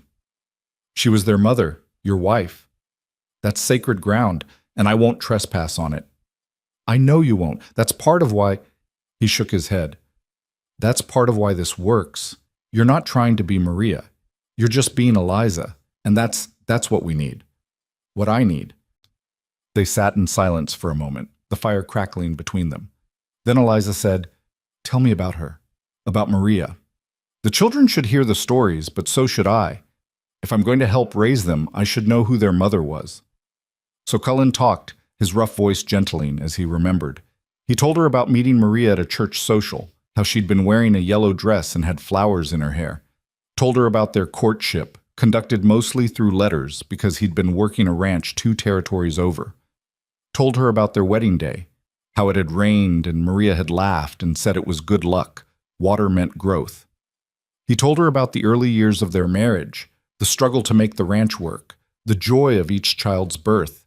Told her about Maria's garden, how she'd sung Spanish songs while she worked the soil, how she'd made everything she touched feel alive and hopeful. Told her about the small kindnesses that had made up their life together. Coffee brought to him in the barn, his shirts mended before he even noticed they were torn, the way she'd wait up for him no matter how late he worked. And he told her about the end, how Maria had woken one morning with a cough, how it had worsened over 3 days until she was burning with fever and struggling to breathe, how the doctor had come too late, how Cullen had held her while she died, how her last words had been about the children. Promise me, she'd whispered. Promise me you'll find someone to love them. Don't let them grow up hard and alone. I promised her, Cullen said quietly, and then I broke that promise for 2 years because I couldn't see past my own grief. Until I saw you standing in that market square, holding your head up while the world tried to break you. And I thought maybe this was how I kept my promise to Maria. By giving someone else a chance at a family. By letting someone else help me raise these children she loved more than her own life. Eliza's throat was too tight for words. She reached across the space between their chairs and took his hand, holding it firmly. He gripped back, and they sat like that for a long time, the fire burning down to embers, the night deepening around them. Finally, Cullen stirred. It's late. You should sleep. So should you. I will. He stood, still holding her hand, and pulled her gently to her feet. For a moment they stood very close, his rough hand cradling hers, his eyes searching her face in the dim light. Thank you, he said quietly. For listening. For staying. For being willing to help me keep my promise to her. Thank you for letting me, Eliza whispered back. He lifted her hand to his lips again, that same chaste kiss he'd given her in the wagon, and the tenderness of it made her heart ache. Then he released her and disappeared into his room, leaving her standing by the dying fire with her hand tingling where his lips had touched. The next morning brought the first real hint of autumn, a cool edge to the air, a yellow tinge to the cottonwood leaves along the creek. Cullen announced at breakfast that they'd start work on the new room that day, and the children's excitement was immediate and noisy. Can I help frame it, Papa? Thomas asked, sitting up straighter. That's the plan. You and Lucas both. Time you learned proper carpentry. What about us? Margaret's voice held barely concealed envy. You'll help Mrs. Hart with the cooking and the young ones while we're working. Can't have everybody out building. Someone's got to keep the household running. He glanced at Eliza. Unless you want to be out there swinging a hammer? I'll do both, Eliza said. Help with the framing when you need extra hands. Keep the meals coming when I'm needed here. We'll make it work. And they did. Over the following weeks, the new room took shape in fits and starts between all the other demands of ranch life. Cullen and the boys would work for a few hours in the morning, then have to break off to tend cattle or mend fence or deal with whatever crisis arose. Eliza would join them when she could, holding boards steady while Cullen sawed, learning how to drive nails straight and true, getting splinters in her palms and dirt under her nails, and feeling more useful than she'd felt in years. Margaret turned out to have an unexpected talent for measuring and marking, her precise nature making her invaluable when it came to getting cuts exactly right. Even little Ruth helped, carrying nails in her apron pockets and fetching tools with serious concentration. The work was slow but steady, and Eliza found herself loving it. The smell of fresh-cut pine, the satisfying thunk of hammer on nail, the visible progress as walls rose and a roof took shape. This was something real, something lasting, something she was building with her own hands. But as September faded into October and the room neared completion, the weather began to turn. The days grew shorter, the nights colder. Frost silvered the ground some mornings, and Cullen began talking about needing to bring the cattle down from the high pastures before the first real snow. "It'll be close," he said one evening, studying the sky with the worried expression of a man reading bad omens. "Usually get another few weeks before winter sets in hard, but this year feels different, feels early." He was right to worry. The first snow came 3 days later, not the light dusting that usually heralded winter's approach, but a heavy, wet snow that fell thick and fast, turning the world white in a matter of hours. Cullen worked himself ragged over the next week, trying to finish the critical outdoor work before the weather made it impossible. The new room got its roof just in time, though the inside remained unfinished. The cattle came down from the high country, thin and skittish. The last of the hay got cut and stacked in the barn, barely enough to see them through if the winter was mild, not nearly enough if it was harsh. And then, on a gray afternoon when the temperature had dropped below freezing and stayed there, Cullen came in from checking the fence line with blood soaking through his shirt sleeve. Margaret screamed. Ruth started crying. Eliza was at his side in an instant, her hands steady even as her heart hammered. "What happened?" "Barbed wire," Cullen said through gritted teeth. "Caught on a loose strand while I was mending the fence.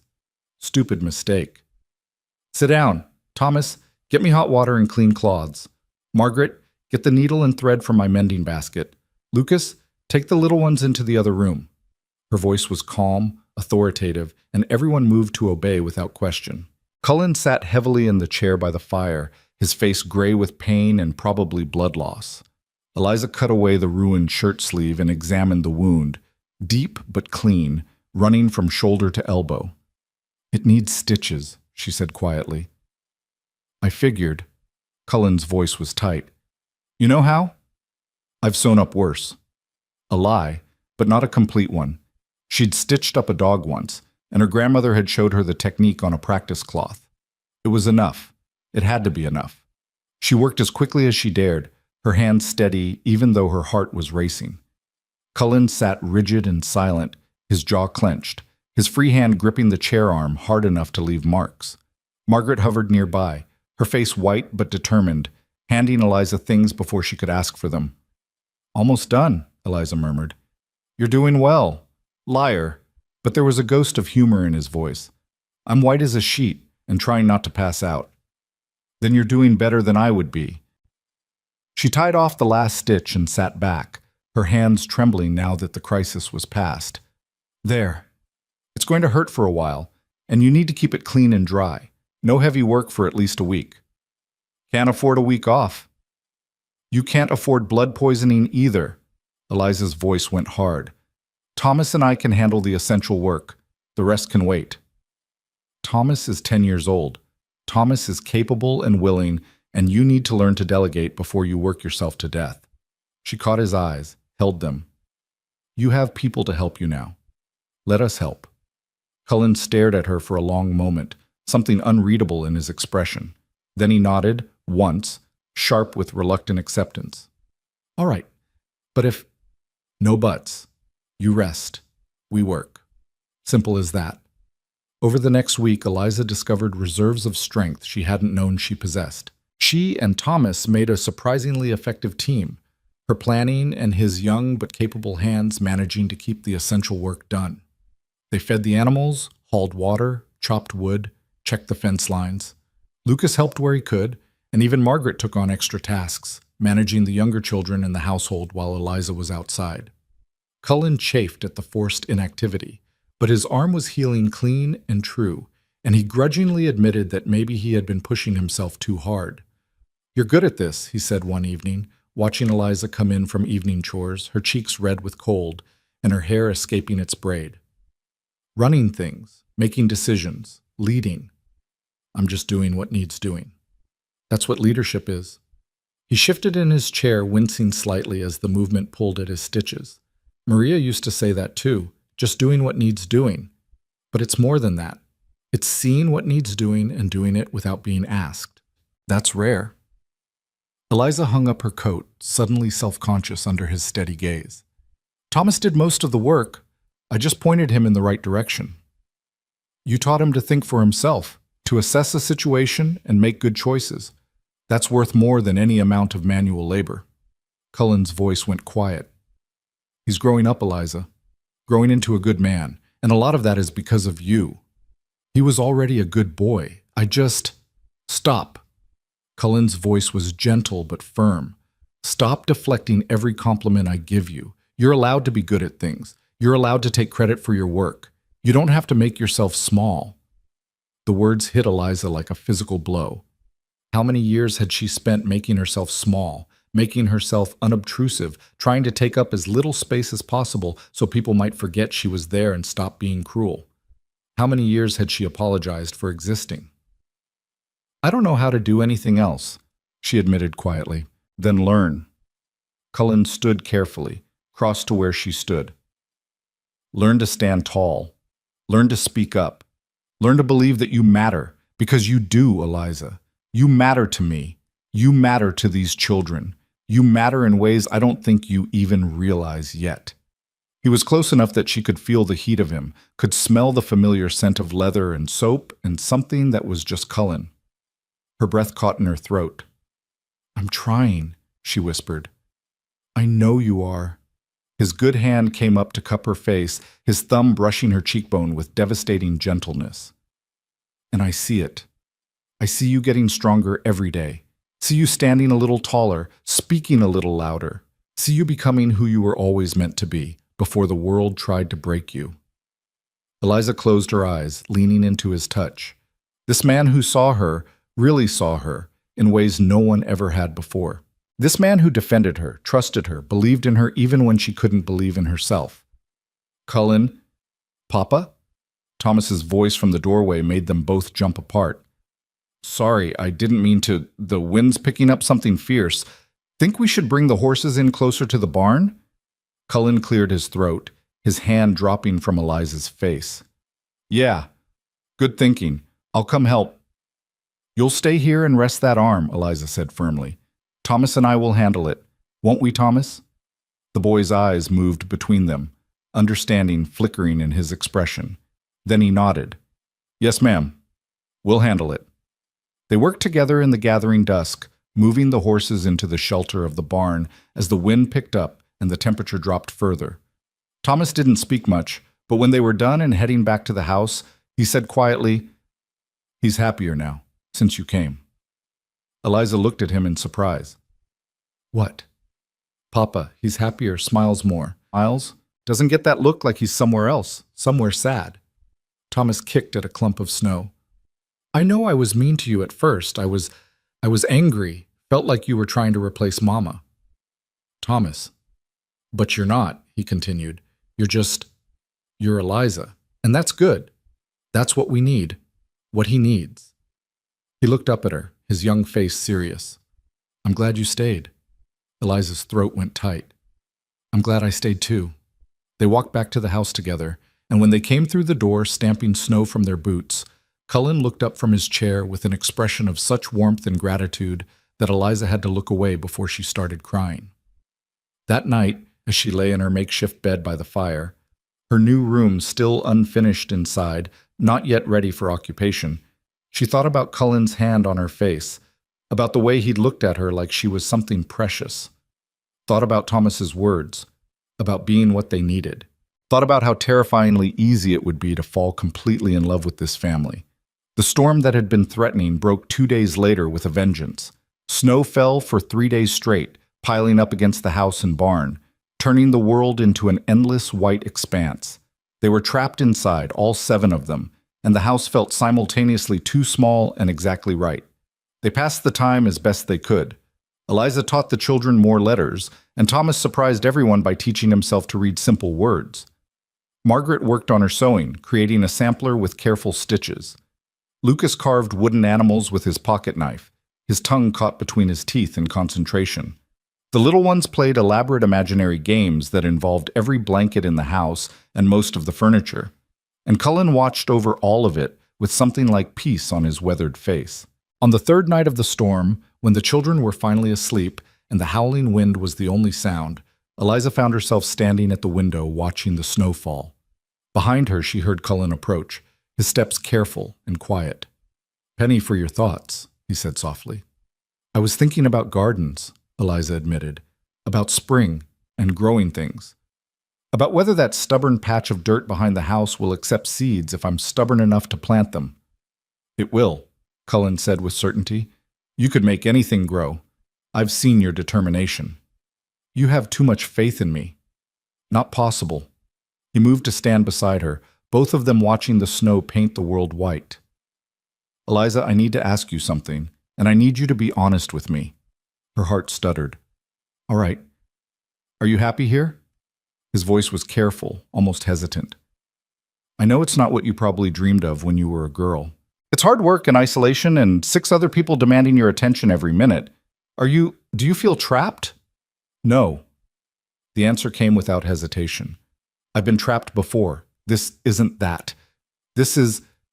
She struggled for words. "This is the first time in my life I've felt like I'm exactly where I'm supposed to be. Does that make sense?" "Yeah." His voice had gone rough. "Yeah, it makes perfect sense." They stood in silence for a moment, shoulders almost touching, watching the storm. Then Cullen said very quietly, "I'm falling in love with you, Eliza Hart." The world tilted. Eliza's breath caught in her throat. "What?" "I know it's too soon. I know we barely know each other, really. But I need you to know. Need you to understand that what's between us, it's not just convenience for me. It's not just gratitude or practicality or Maria's dying wish. It's you. The way you hum when you're cooking.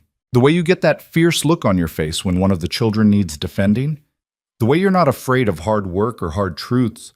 The way you stand a little taller every day, like you're finally remembering that you're allowed to take up space in the world." Eliza turned to face him fully, her heart hammering so hard she was sure he could hear it. "Cullen, I'm not asking you to love me back," he said quickly. "Not yet. Maybe not ever.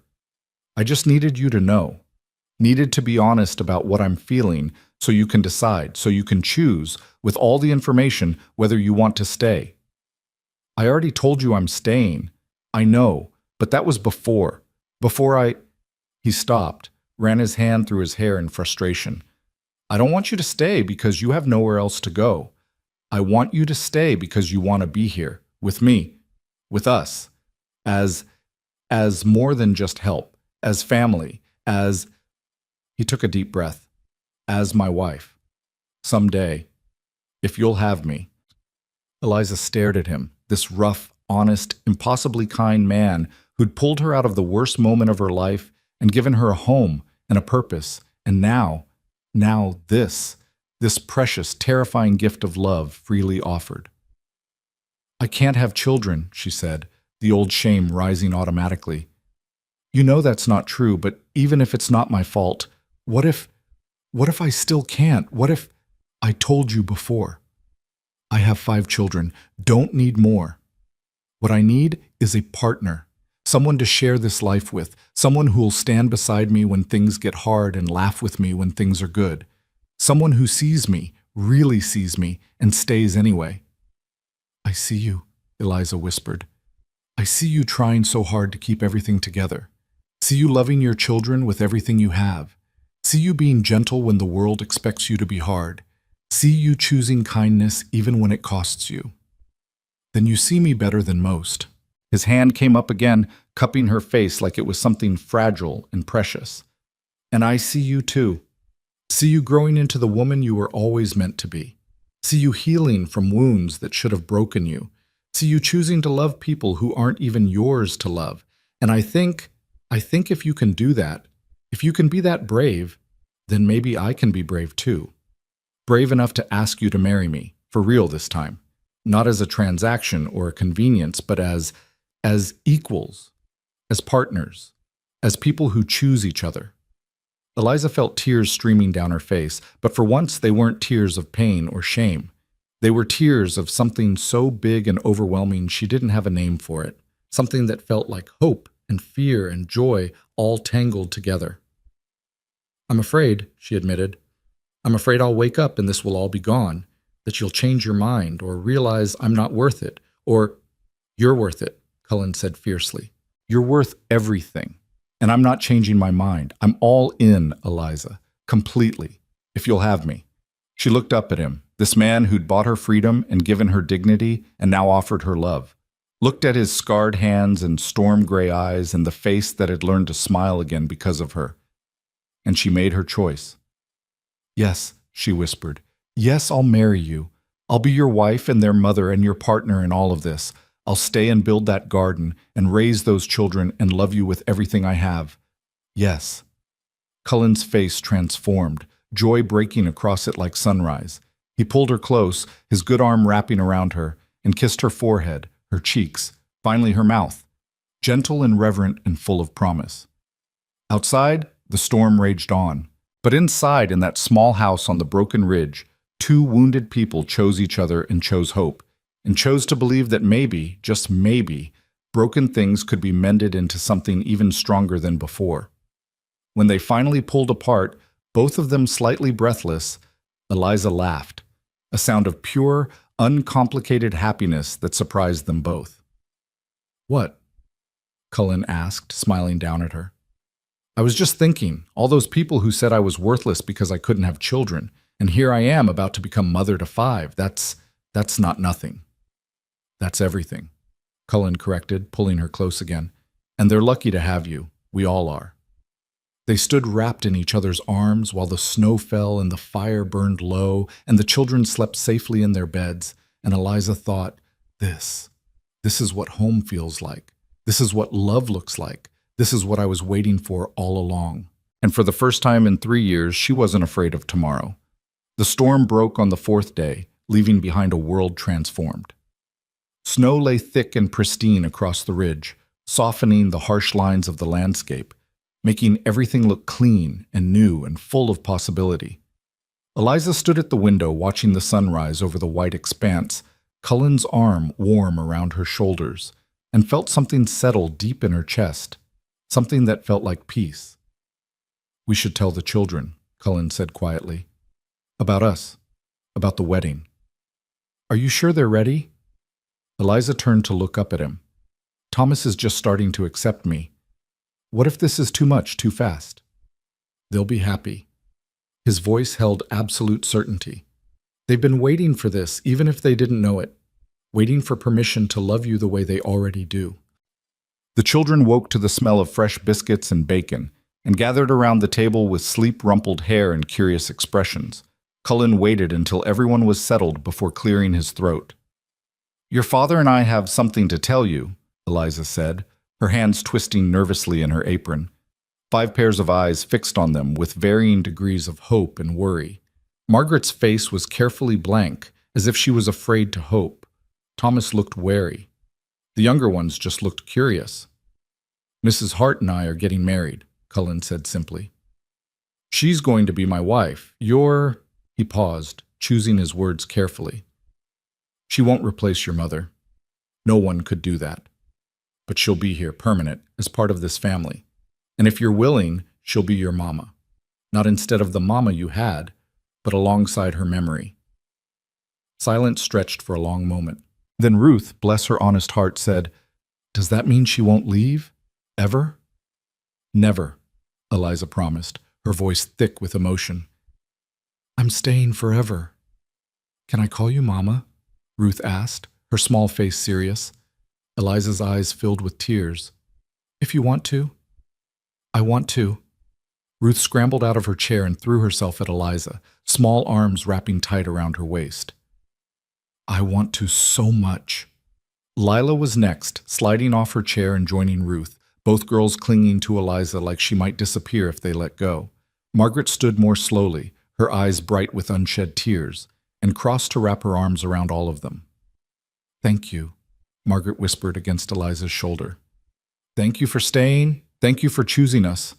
Lucas hovered uncertainly, then stepped forward and patted Eliza's arm with awkward affection. "That's good," he said gruffly. "Real good." Only Thomas remained at the table, his face unreadable. Eliza met his eyes over the heads of his sisters, her heart aching. She couldn't force him, couldn't demand his acceptance. She could only wait and hope that someday... Thomas stood, walked around the table, and without a word wrapped his gangly arms around his father and Eliza both, his face pressed against Cullen's shoulder. "I'm glad, Papa," he said, his voice cracking slightly. "Mama would be glad too. She'd like Mrs. Hart, like Eliza. She'd want this for us." Cullen's arm came around his son, pulling him close, and for a moment the three of them stood together while the younger children clustered around their legs, and Eliza thought, This is what it means to be chosen. This is what family feels like." They married 3 weeks later in the small church in Sigebend, with the minister's wife and the blacksmith standing as witnesses. Eliza wore a new dress made from the green gingham she'd bought that day in town. Margaret and the girls had helped her sew it, their stitches careful and proud. Cullen wore his best shirt and his one good jacket, and when he took her hand in front of the minister, his grip was steady and sure. "I, Cullen Reyes, take you, Eliza Hart, to be my lawfully wedded wife. I promise to honor you, protect you, stand beside you in good times and bad. I promise to see you, really see you, every day for the rest of my life. And I promise that you'll never be alone again." The vows weren't traditional, but they were true, and that was what mattered. Eliza's voice shook when she spoke her own promises, but the words came from her heart. "I, Eliza Hart, take you, Cullen Reyes, to be my husband. I promise to stand with you, work beside you, help you carry whatever burdens come. I promise to love your children as my own and honor the memory of the woman who came before me. And I promise that this family, this life, this home we're building, I promise I'll fight for it with everything I have." When the minister pronounced them husband and wife, Cullen kissed her gently, reverently, and the children cheered. It was simple and small and perfect, and Eliza felt joy so pure and overwhelming that she laughed through her tears. They rode home in the wagon, all 7 of them crowded together under blankets against the November cold, and when they crested the rise and saw the house waiting for them, their house now, officially and completely, Eliza felt her heart swell. That night, after the children were asleep and she and Cullen sat together by the fire, in the house that was now undeniably theirs, he said quietly, "I have something for you." He pulled out a small wooden box, its surface worn smooth by age and handling. Inside, wrapped in cloth, was a ring, simple silver with no stone but polished to a soft shine. "It was Maria's," Cullen said, "her grandmother's before that. She made me promise. Before she died, she made me promise that if I ever found someone else, someone good enough to love our children, I'd give them this ring." His voice was rough with emotion. She said it was a blessing, not a curse, said whoever wore it next would carry her blessing forward. Eliza's hands trembled as she took the ring. It was warm from Cullen's pocket, warm from his hands, and when she slipped it on her finger, it fit perfectly, as if Maria herself had measured it for her. "I'll honor it," Eliza promised. "I'll honor her memory and her children and everything she built here." "I know you will." Cullen pulled her close, and they sat wrapped in each other's arms while the fire burned low, 2 people who'd been broken finding wholeness in each other. Winter settled in hard after that, the kind of winter that tested everything: livestock, structures, human endurance. The snow piled high against the house. The wind howled through every crack and crevice. The cattle grew thin despite the rationed hay, and more than once Cullen came in from checking them with worry etched deep in his face. But inside the house, something else was growing. Thomas started speaking more freely, sharing his thoughts and worries instead of carrying them alone.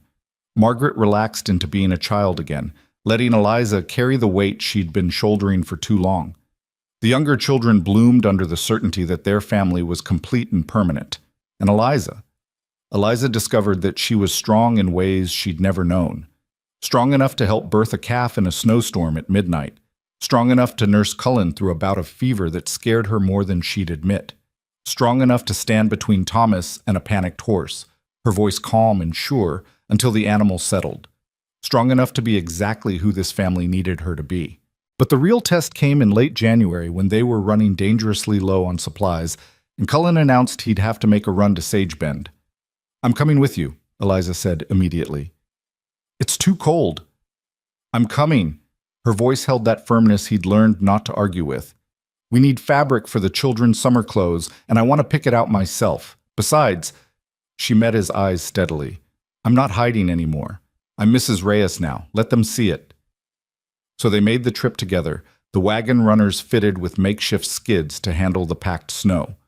The children stayed home in Thomas's capable supervision. He was nearly 11 now, old enough and responsible enough to manage for a day.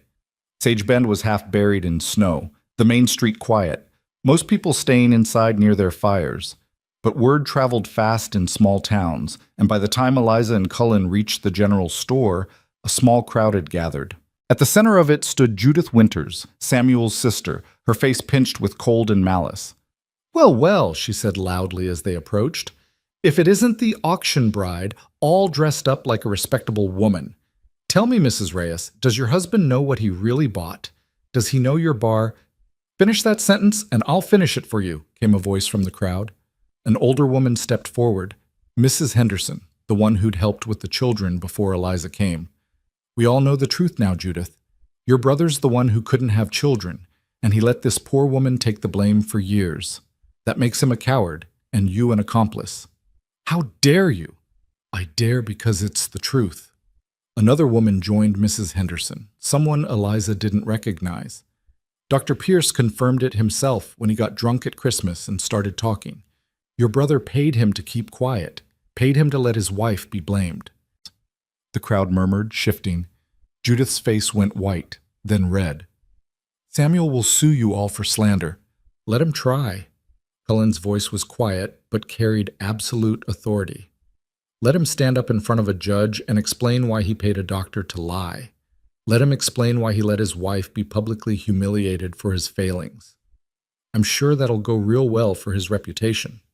Judith opened her mouth, closed it, then turned and fled down the street, her skirts kicking up snow. The crowd began to disperse, and Eliza stood there trembling, not with fear but with something else, with vindication, with relief, with the stunning realization that she'd just been publicly defended by people who barely knew her. Mrs. Henderson approached, her weathered face kind.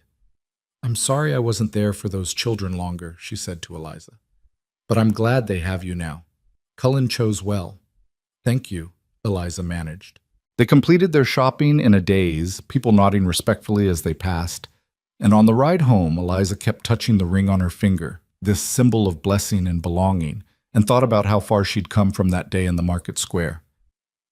"You all right?" Cullen asked, glancing over at her. "Better than all right." She leaned against his shoulder. "I'm free. Really free. The truth is out, and I don't have to carry that shame anymore." "You never had to carry it. It was never yours." "I know that now." She smiled up at him. "I know a lot of things now that I didn't know then." Spring came late that year, but fierce when it finally arrived. The snow melting in rushing torrents, the creek swelling to a roar, the world turning green almost overnight. And Eliza, true to her word, attacked that stubborn garden patch with determination that bordered on fury. She hauled rocks, broke up the hard-packed soil, mixed in what little manure they could spare from the animals. She saved seeds from their winter vegetables, traded with neighbors for others. She worked that soil until her hands were permanently stained and her back ached constantly, and Cullen would find her there at dawn and again at dusk, coaxing life from dirt that had been dead for 2 years. "It's not going to grow," Thomas said one evening, watching her water the bare rows with precious water carried from the creek. "Mama tried for years and barely got anything. The soil's too poor, the water's too scarce." "Then I'll be poorer and scarcer," Eliza said stubbornly. "But something's going to grow here. I'll make it." And somehow, impossibly, things did grow. First the beans, pushing up through the soil with stubborn determination that matched her own.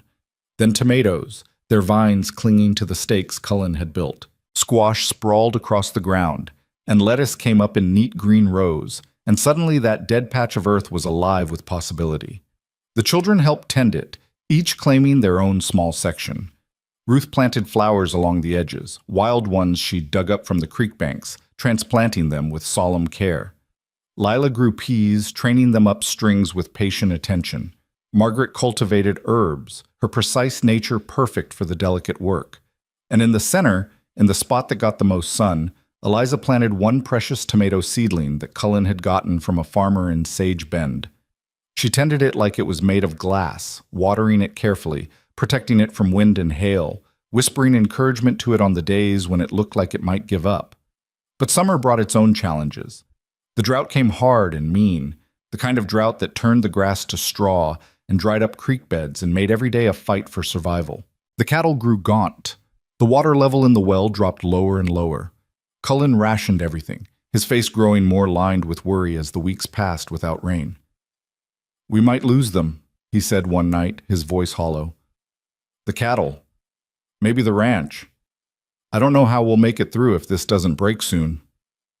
"We'll make it," Eliza said with more confidence than she felt. "We've survived worse. We'll survive this." But even she felt her faith wavering as July turned to August and the heat pressed down like a physical weight. The garden began to wilt despite her desperate efforts to keep it watered. The beans dried up on their vines. The lettuce bolted and died. One by one, her carefully tended plants succumbed to the relentless sun and the lack of water. Until only one thing remained, that single tomato plant stubbornly clinging to life, one green fruit hanging heavy on its stem. Eliza checked it every morning and every evening, her heart in her throat. It was smaller than it should be, stunted by the harsh conditions, but it was alive. It was growing. It was a tiny, imperfect miracle in the midst of catastrophe. And then Cullen collapsed. It happened in the field, in the brutal afternoon heat. Thomas came running, his face white with panic, and Eliza was there in minutes, dropping to her knees beside her husband's unconscious form. He was burning with fever, his skin dry and hot, his breathing shallow. "Help me get him inside," she ordered Thomas. "Margaret, get water, as much as we can spare. Lucas, Ruth, stay out of the way. Lila, get me clean cloths." They worked together, the whole family moving with practiced efficiency, and got Cullen into bed. Eliza stripped off his sweat-soaked shirt and began bathing him with precious water, watching his face for any sign of consciousness. He didn't wake. For 3 days he burned, lost in fever dreams where he called out for Maria, for the children, for Eliza. She sat beside him through all of it, bathing him, forcing water between his cracked lips, refusing to let him go. The children took turns sitting with her, their young faces grave with worry. On the third night, as the fever finally began to break, Cullen opened his eyes and focused on her face. His voice came out as a hoarse whisper. "Eliza, I'm here." She took his hand, her own voice shaking. "I'm right here. Don't leave me." The words were plaintive, childlike, pulled from the depths of fever and fear. "Not you. Please not you." "I'm not going anywhere," she promised fiercely. "You hear me? I'm not going anywhere. You're stuck with me forever, Cullen Reyes." Something like a smile touched his cracked lips. "Good. That's good." He slept then, real sleep instead of fevered unconsciousness, and Eliza sat holding his hand and crying silent tears of relief and exhaustion and overwhelming love. He recovered slowly, stubbornly insisting on getting back to work before he was ready, and Eliza had to physically block the door to keep him in bed. They argued about it, their first real fight as a married couple, and it ended with Cullen pulling her down beside him and holding her while they both cried. For fear, for relief, for the fragility of life and the preciousness of having someone to fight with. "I thought I was going to lose you," Eliza whispered against his chest. "Takes more than a little fever to kill me." But his arms tightened around her. "Though I'll admit, it was close. Closer than I'd like. Promise me you'll be more careful. Promise me you won't work yourself to death trying to save everything." "I promise, if you promise the same." He pulled back to look at her. "I see you out there killing yourself over that garden, working from dawn to dusk when there's barely enough water for drinking. You can't save everything either, Eliza. But I have to try." "Why? What are you trying to prove?" The question stopped her. What was she trying to prove? That she was useful? That she deserved to be here? That she could grow something from nothing? I need to show that I'm worth it, she admitted finally. That you didn't make a mistake choosing me, that I can give you something, even if it's just vegetables from a garden. Eliza, Cullen's voice was infinitely gentle. You already give us everything. You give us a home, not just a house. You give my children love and stability and someone who sees them as individuals. You give me partnership and companionship and love I didn't think I'd ever have again. You don't need to prove anything with a garden. But I want to. Her voice broke. I want to show that something good can grow here. That we're not barren. He understood finally. Understood that the garden was about more than vegetables. It was about proving that life could flourish in harsh conditions, that broken things could bloom again, that they could create something beautiful out of difficult ground. Let me try, she whispered. Just let me try. So he did. And somehow, impossibly, that one tomato kept growing, kept clinging to life through drought and heat and every hardship the summer threw at it. And finally, in late August, it began to turn red. Eliza found it one morning when she went out for her daily check, and she stood there staring at the first blush of color on its skin with tears streaming down her face. It was small, imperfect, scarred from the harsh conditions, but it was real. It was red. It was ripe. She waited one more day until the tomato was fully red and heavy on the vine. Then she picked it carefully, cradling it in both hands like the miracle it was, and carried it into the house. The family was gathered at the table for breakfast. Cullen looking stronger now, his fever finally gone, the children chattering about their plans for the day. They all stopped when they saw what she was carrying. Is that? Margaret breathed. It's a tomato, Eliza said, her voice thick with emotion. From our garden, from this ground that was supposed to be too hard, too dry, too dead to grow anything. Cullen stood slowly, crossed to her, and looked down at the single red fruit in her hands. His eyes were bright with understanding. You did it. We did it. She looked around at all of them, her husband, her children, her family. We all did it. We took something that looked dead and made it live again. What do we do with it? Ruth asked practically. Eliza looked at Cullen, and something passed between them. Understanding, love, shared triumph over impossible odds. We share it, she said. We cut it into 6 pieces, and we share it, and we remember that we grew this together. So they did. Cullen cut the small tomato carefully, dividing it into 6 thin slices, one for each person, a perfect communion. They ate it slowly, savoring every bite, and Eliza tasted victory and vindication and the overwhelming sweetness of something earned through stubborn determination. It's good, Lucas said solemnly. Best tomato I ever had. Best tomato ever grown, Thomas corrected, grinning at Eliza. And watching her family eat the fruit of her labor, seeing the pride and love in their faces, Eliza finally understood what Cullen had been trying to tell her all along. She didn't need to prove her worth through gardens or work or endless effort. Her worth was in this, in the way Thomas smiled at her, in the way Margaret sought her advice, in the way the little ones called her mama without hesitation, in the way Cullen looked at her like she was the answer to prayers he hadn't known how to pray. She was the garden. She was the thing that had been planted in hard ground and somehow, impossibly, bloomed. The drought broke 2 days later with rain that fell for 3 days straight, soaking into the thirsty earth, filling the creek, turning the world green again. And in that rain-soaked earth, Eliza planted seeds for next year's garden, knowing that now that the ground had been broken, now that something had grown, next year would be easier.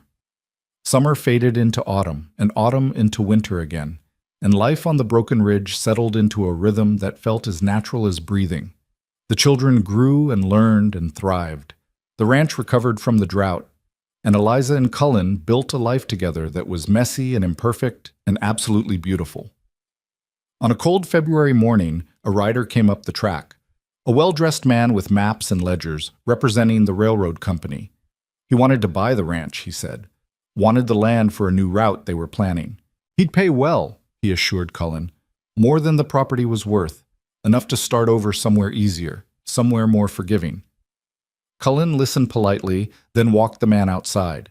He pointed to the garden, dormant now but visible in its carefully tended beds, pointed to the chicken coop the children had helped build, to the new room added onto the house, to the swing hanging from the old oak tree that Eliza had insisted on. "You see all that?" Cullen asked. "That's my wife's work.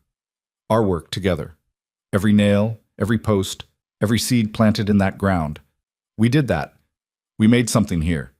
Made a home out of nothing but stubbornness and hope. I understand, Mr. Reyes, but the railroad can find another route." Cullen's voice was firm. "This land, it's not for sale. Not at any price. My wife grew a tomato in ground that shouldn't grow anything. My children are learning that hard work and love can make miracles. And He looked back at the house, where Eliza stood in the doorway watching them. "I finally understand what my first wife was trying to tell me before she died. That home isn't a place you find. It's something you build, together, one stubborn day at a time."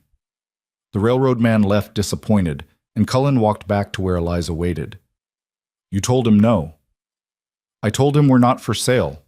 He took her hands. "None of this is for sale. Not the land, not our life, not what we've built here." "Good." Eliza smiled up at him. "Because I have plans for that garden come spring. Big plans." They went inside together, and that afternoon Cullen carved something into the beam above the fireplace. Letters cut deep and sure. "She did not bear my blood, but she gave birth to the rest of my life." Eliza cried when she saw it, and Cullen held her while the children clustered around asking what was wrong, and she had to explain that sometimes people cried because they were happy, because they'd been given something so precious they couldn't hold it all inside. Years passed. The children grew tall and strong, and eventually left home. Thomas to work a neighboring ranch, Margaret to marry a good man from Sage Bend, Lucas to try his hand at teaching in the new schoolhouse. The younger ones followed in their time, building their own lives, their own families. But they came back. They always came back. Came back for holidays and harvests, came back with spouses and babies, came back to the place where they'd learned that family wasn't just blood. It was choice and love and stubborn determination to keep showing up. And the garden grew. Every year it grew a little bigger, a little more abundant, until it sprawled across half the yard in a riot of tomatoes and beans and squash and flowers. Neighbors came to marvel at it, asking Eliza her secrets, and she'd just smile and say, "Stubbornness," and refusing to believe that hard ground means nothing will grow. On a spring morning when Eliza was old and gray, her body worn down by years of hard work, but her spirit still fierce and bright, she stood in that garden and looked at everything she'd grown. Not just vegetables, but a life, a family, a home, a legacy of love planted in impossible soil and nurtured into something beautiful. Cullen found her there, his own hair silver now, his face lined but softened by decades of happiness. He wrapped his arms around her from behind, and they stood together looking at the fruit of their stubborn hope. "No regrets?" he asked softly. "Not one." She leaned back against him. "Not a single one." "Not even that day in the market square?" "Especially not that day." She turned in his arms to face him. "Because that day was the worst day of my old life and the first day of my new one. That was the day I was bought. And the day I chose to stay. The day everything changed." "You changed everything," Cullen corrected. "You took a broken family and made us whole again. Took dead ground and made it bloom. Took a man who'd forgotten how to hope and taught him to believe in second chances." They stood there in the garden while the sun rose higher and the world woke around them, two people who'd been sold and bought and broken and remade, who'd chosen each other and chosen hope, and chosen to believe that love could grow anywhere, even in the hardest, most unforgiving ground. When Eliza died, years later, they buried her under the oak tree at the edge of the garden, the one with the swing still hanging from its branches. Her headstone, carved by Thomas and Cullen together, read, "Here grew everything she was never given, and all that she gave anyway." Cullen joined her there in time, his stone placed beside hers with words even simpler. He saw her worth when the world could not. And the garden kept growing. Their children tended it, and their grandchildren after them, and every generation that followed knew the story of the woman who'd been sold at auction and the man who'd bought her freedom. Knew the story of the tomato that shouldn't have grown but did anyway. Knew the story of two broken people who built something whole. The old house still stands on the broken ridge, weathered but solid, surrounded by what locals call Eliza's Garden, a sprawling, wild, abundant testament to the power of stubborn hope. Above the front door, carved deep into the wood where wind and weather can't erase it, are the words Cullen hung there on their 20th anniversary. Not for sale. And beneath it, added by their children after both were gone, this land, this love, these lives, built by two people who refused to believe that broken things couldn't be made beautiful. Here they proved that the hardest ground can grow the deepest roots, and that love, real, chosen, stubborn love, can bloom anywhere. Even in a woman the world called barren. Even in soil too hard to break. Even in hearts too hurt to hope. They planted something here that will grow forever. Travelers still stop sometimes, drawn by the riot of vegetables and flowers spilling over fences and climbing up walls. They ask about the garden, about how anything grows so abundant in such harsh country. And if they're lucky, someone will tell them the story of Eliza Hart Reyes, the woman who was sold like livestock and became the mother of a legacy, not through the children of her body, but through the stubborn, fierce, unbreakable love she planted in impossible ground and refused to let die. That's how it ends. That's how the story of the auction bride becomes the story of the garden maker, the story of worthlessness transformed into worth beyond measure. That's how a woman who couldn't bear children gave birth to an entire way of seeing the world, as a place where nothing is too broken to mend, no ground too hard to bloom, and no person too wounded to grow into something beautiful. And in that garden on the broken ridge, where tomatoes still grow fat and red despite the harsh conditions, where beans climb stubborn up their poles and flowers bloom in wild profusion, you can still feel it. The presence of a woman who refused to believe in barren, who saw potential in the hardest ground, who planted hope in the driest season and watered it with her tears and her sweat and her absolute unshakable faith that love could grow anywhere. If you're there at sunrise, when the dew is still on the leaves and the world is quiet, you might hear something that sounds like laughter, joyful and free and utterly triumphant. The laughter of a woman who survived being sold, who thrived in being chosen, and who proved that the measure of a life isn't in what you're given, but in what you grow from the nothing you started with. That's Eliza's gift. That's her legacy. And that's why her garden will never die, because she didn't just grow vegetables in hard ground. She grew hope itself, planted it deep, and taught everyone who came after that the most beautiful things often bloom in the places where nothing should survive. The woman they called Barren gave birth to that truth. And it's still growing, still spreading, still blooming wild and fierce and absolutely unstoppable, just like she was.